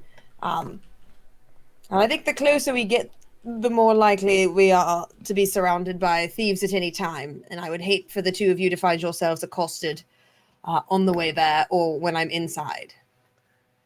What about if I make Carl invisible and he sneaks alongside into the building with you? That could definitely work. Cole, are you down for an invisible mission? Sure, I guess. Does it hurt? Being invisible, no, that I can confirm does not hurt. Teleportation, still unknown. I'll try it. I just follow you then? Yes, you'll just follow me and try not to take damage. And I should only whisper, You should not say anything. not say anything. Right, so no noises unless I give you the signal. Right. And if I give you the signal, we would need a very large noise, a very distracting noise, so that we could probably get out of there very quickly. Okay. That works. I will follow you, All right. silent as the grave. You'll have 1 hour from me casting the spell, so we'll have to do it just outside. Okay. Let's do that then. Okay. You guys finish your beverages, or however much of them you would like to finish, before heading off to that sort of secluded district. Not the slums quite, but definitely the lower end of finances, at least in the way of the appearance from the buildings.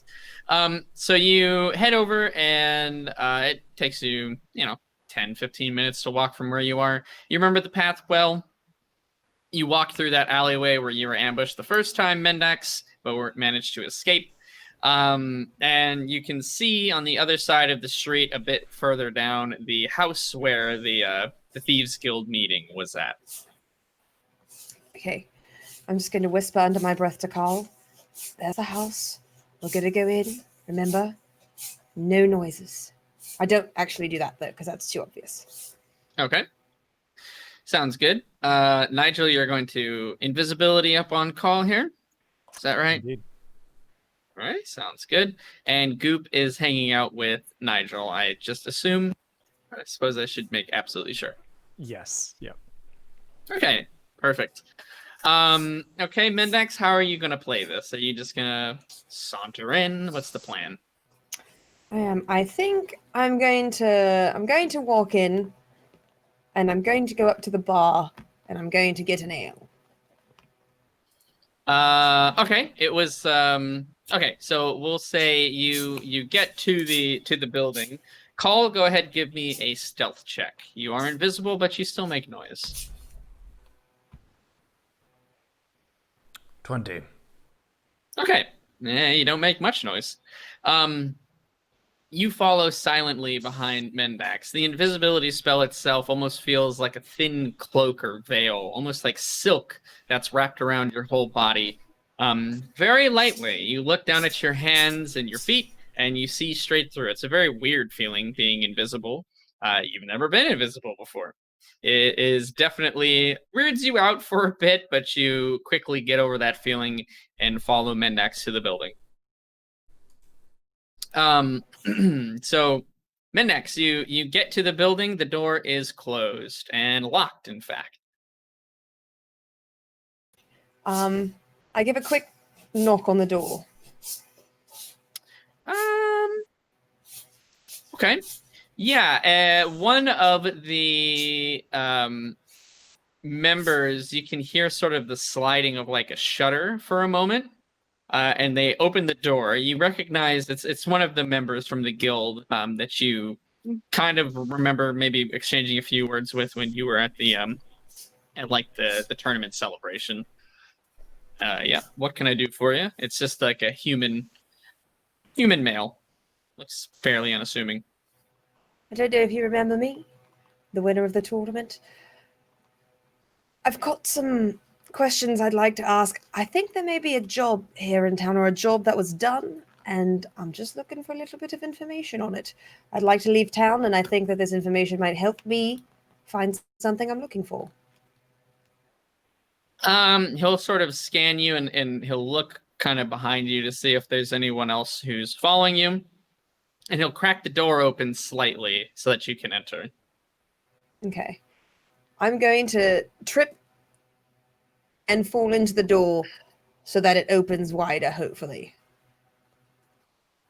Okay, yeah, go and do a No, you know what? We don't even need a roll for that. That's very clever. I like it. So you, you trip into the door and kind of push it open further. Call, you're able to slip into the room quickly before the other guy shuts the door and helps Mendax up. You all right? Sorry, I literally just came from the tavern. Little Bloody- wobbly. All right.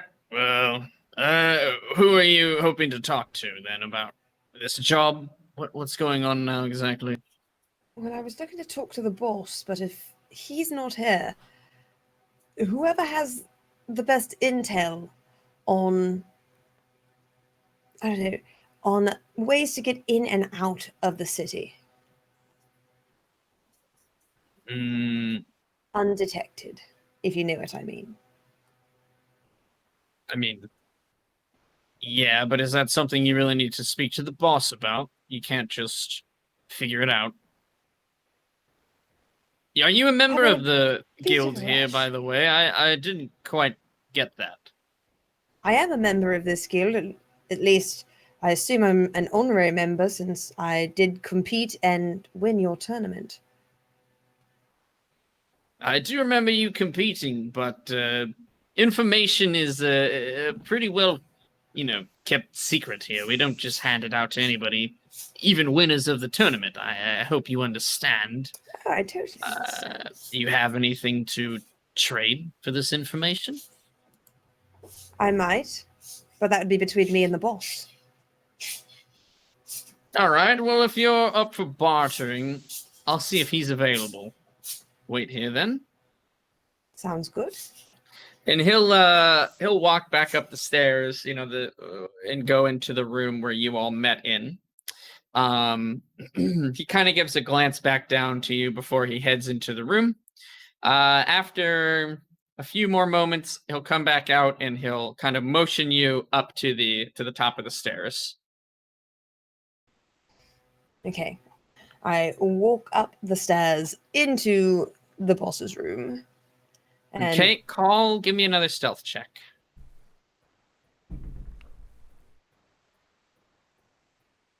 Gonna be 17. Okay. Yeah, you're able to walk up the stairs relatively noiselessly. You think it's a very clever idea to match the footsteps that Mendax does and only step when she does. So you are able to keep that rhythm without bumping into anything. Once you're at the top, the grunt will call him. Boss will see you. thank you, Sir Grunt. And I'd like to walk over there into the boss's room then. Name's Billy. Thank you. But all right then. Oh, sorry, Billy. I did call him Sir or Mr. I did not mean to disrespect you. Thank you so much, Billy. Sir Grunt. All right. And he kind of will just Gave you a knighthood. walk back down the stairs as you head into the room. He'll close it behind you. Yeah, and you see once again that sort of large open room. The house it still looks like it's supposed to be fairly abandoned, even on the inside. It's not really been well upkept, almost as if it's intentionally done. It's like the dust has been put back because how many people were in this room? Definitely, it should have just kind of passively kicked around some of the dust, but again, it looks like no one's has walked in this area.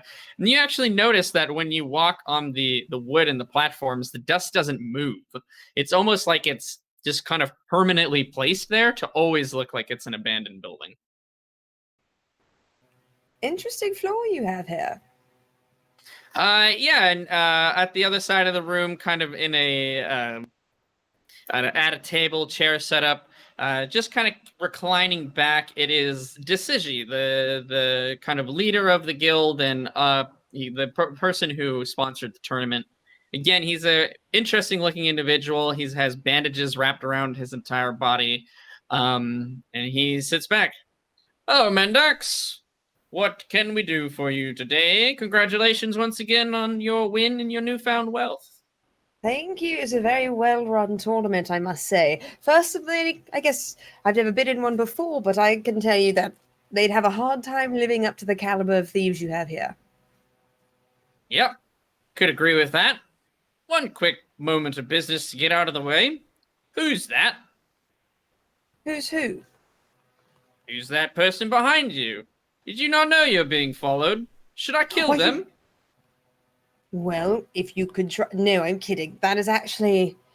I'm not going to lie to you, Decigi, obviously, because you can see right through it, but that is Carl. He is my Kenku friend. He's actually quite well known in your fighting rings here in the city now.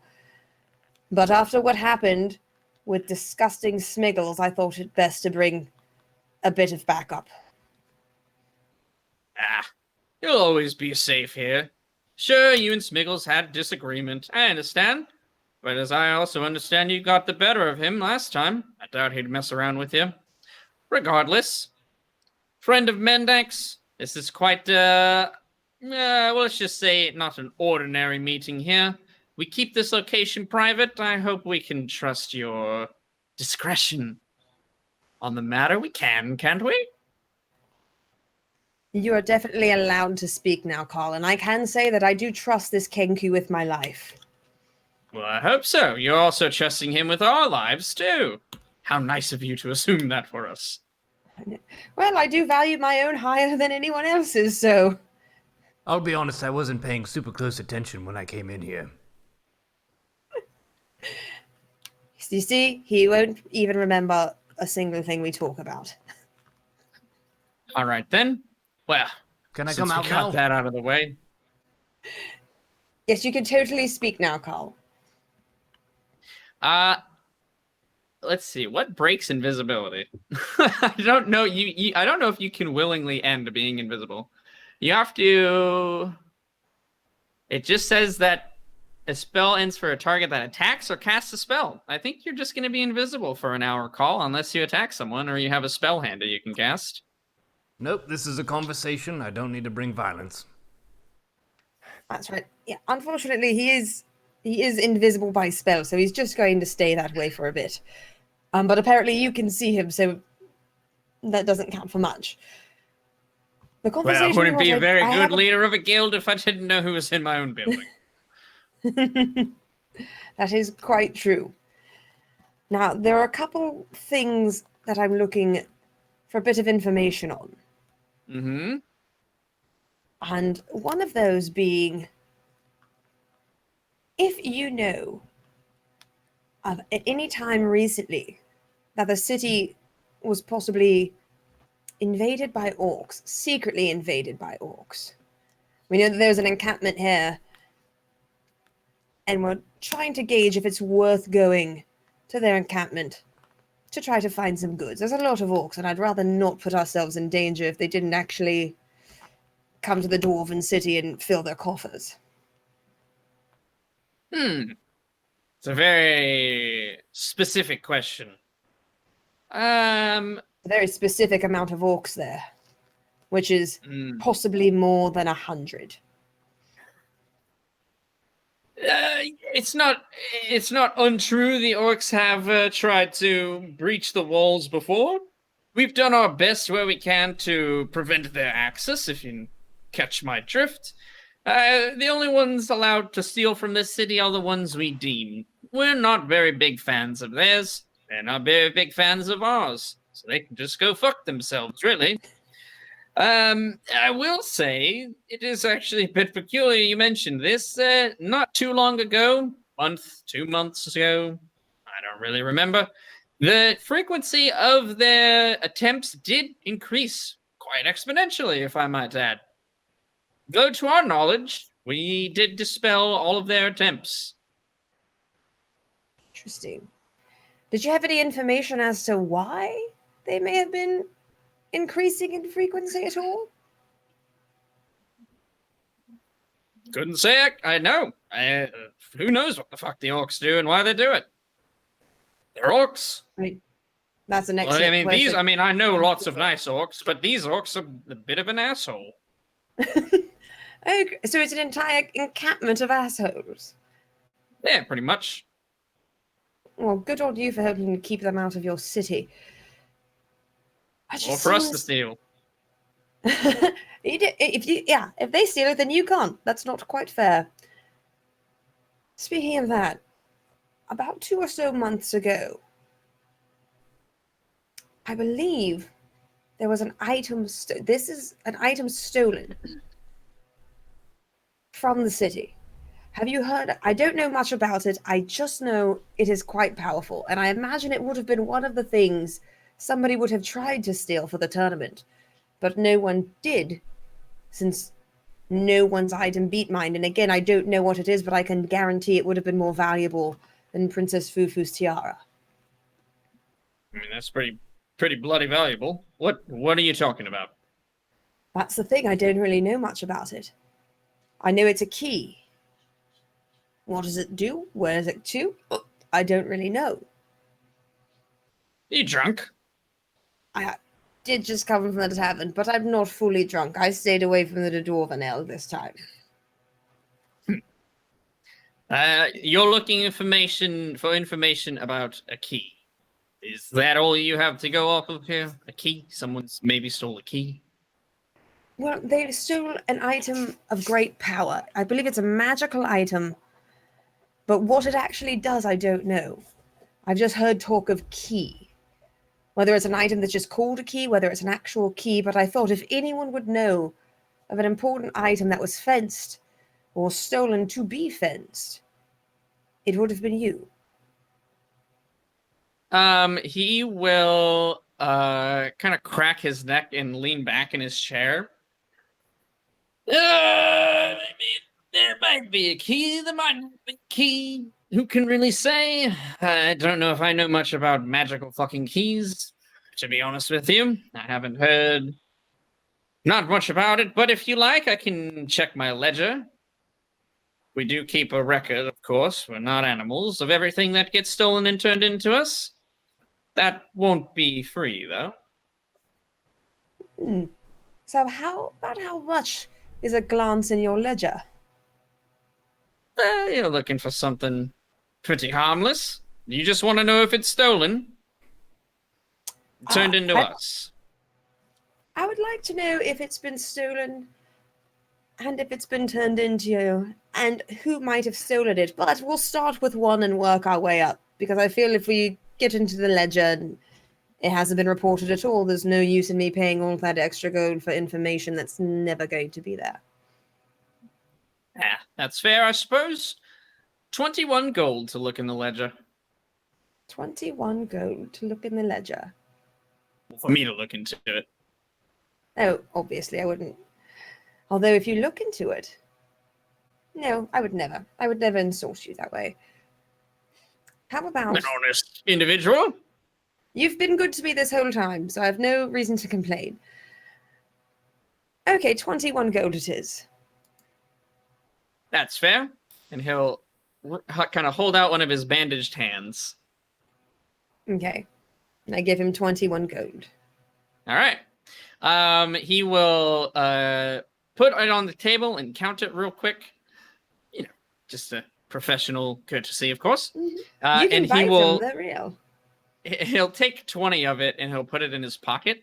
And he'll take a ring of keys out from his coat, and he'll open up one of the drawers next to him. From that, he'll pull out a quite a large tome, actually, that has it looks like it's very well aged. There's no markings on the front cover or the spine or the back cover. It's just kind of a very faded black leather. The pages themselves are sort of like a thick paper, and they're kind of yellowed and aged from time. So you can tell that this book has existed for a very long time. There's chains that wrap around it and a lock in the center. And he takes the last gold piece and he fits it into the lock. There's sort of just a circle kind of indentation in there. And you see the gold melt actually and disperse into the lock itself, and it unlocks it. He takes off the chains, puts it to the side, and he opens the book up and kind of leans it back so that only he can see it. And he kind of flips the page, flips a few more pages. When did you think this was stolen again? I'd say right about the time that the plague started here in Tolkarabad. So about 2 months or so ago. That should be easy. Not to. Well, the plague was like a month ago, so we'll. Oh, Yeah. okay, around about a month ago. Yeah. So yeah, all right, that should be easy. Not much theft around that time. People don't want to catch the bloody plague after all. And he'll flip forward a couple pages now that he knows a better time frame that he's looking for.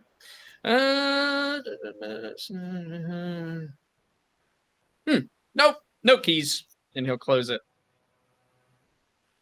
Interesting.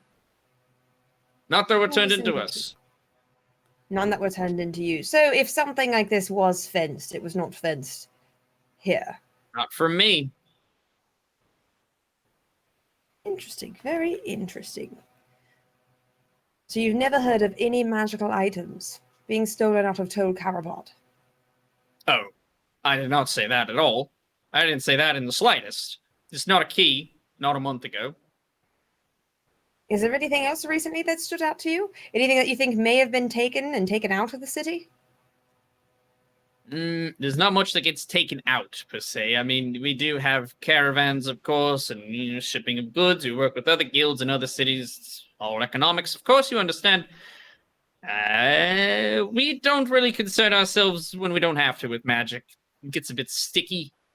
A little bit harder to trade. You're looking for more niche purchases. We like to go for that quick, fluid cash flow. Gotcha.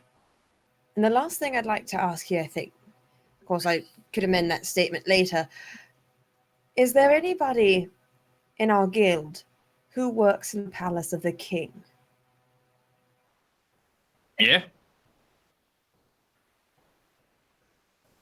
Do you have names? Of course I do. How much would those names cost me? A lot. How much is a lot? I don't think you have enough. I don't sell out members of their own guild for nothing. You're asking me to step down from my morals here. I'm keeping them safe. They're my men. They're my boys. So they're I men. can't afford to. Might be. I mean, They're your there's a boys, lot though. of bloody men in the palace. That's true, but we've narrowed some things down now, at least. Sure. Why not? Interesting. Mendex, Okay. I'll make something clear. We have eyes, we have ears all over this bloody city. Of course I have people working in the palace, but they work for me. Don't And the think I people- don't have eyes and ears on those people. And then eyes and ears on those people who have eyes and ears on the other people. Nothing gets stolen in this city unless I hear about it. At least, not that I And think yet- anyways. Good to know. It seems that perhaps you may need more eyes and ears. If something was indeed stolen, and it was stolen from the palace, and if you don't know about it, it means one of your boys in the palace is not reporting their earnings to you.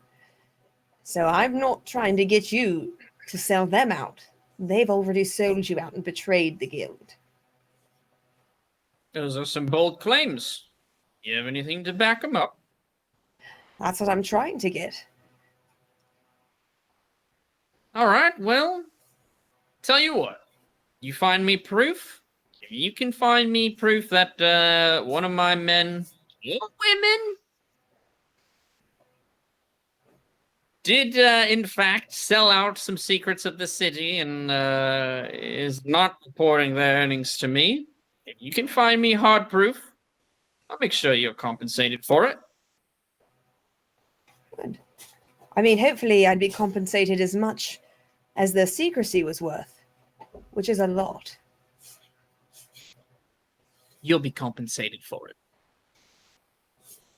Okay, well then, I think we've taken up enough of your time today. And thank you again for seeing us. It was very nice meeting you. Yep. You too, Invisible Bird.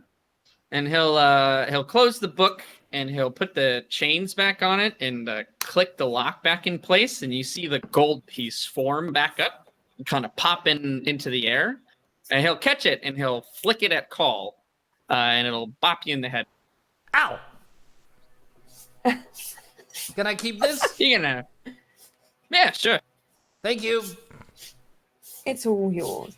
I would like to pick up the coin. Yeah. All right then. Anything else, or we good? No, I think we're good. I'd like to start walking towards the door with Carl. And as I turn around, I would like to, before I leave the door, I want to turn around and look back at him and ask, on a different note, not related, we're going to be leaving the city here soon and we need to get pretty far pretty fast. You don't happen to know of any wizards nearby who might know a bit about teleportation? He kind of thinks to himself, scratches his bandages a little bit.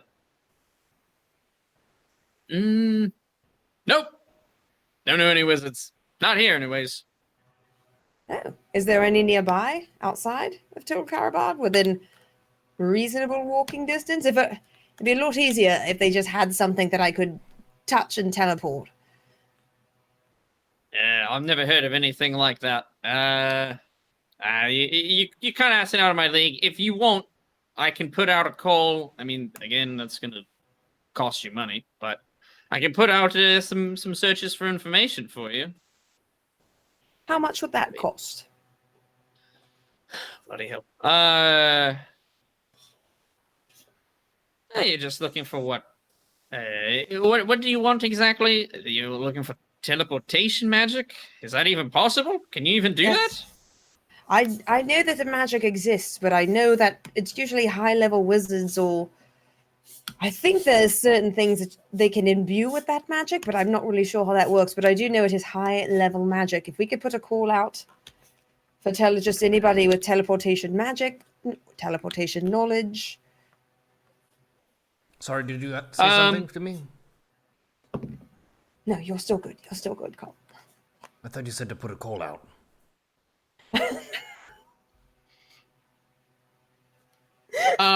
He'll say, for basic information that I'm not even sure I can get, another 10 gold. We'll return half of it if we don't come back with anything.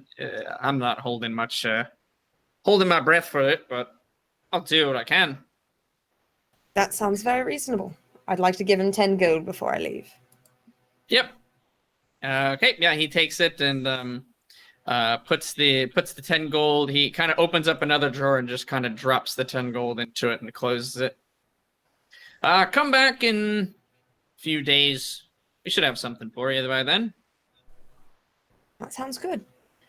All right, thank you so much. We'll see you in a few days then. Be well. Bye-bye. All right, come on, Carl. Yes. I'd like to exit the building, exit the room, down the stairs, exit the building, and walk to go find Nigel. Yep.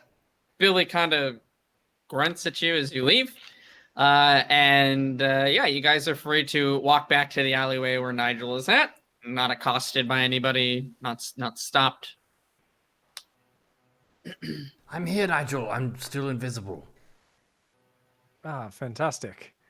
How'd it go? It's pretty immaculate, isn't it? They don't even see a glimmer of you. Perfect invisibility. Yes, it was amazing. Until that one man said, "Who are you?" Oh, were you breathing heavily? Oh no. He Chewing could just gum? see him. You could... Did anyone else see him? No one else, but the only person who needed to not see him.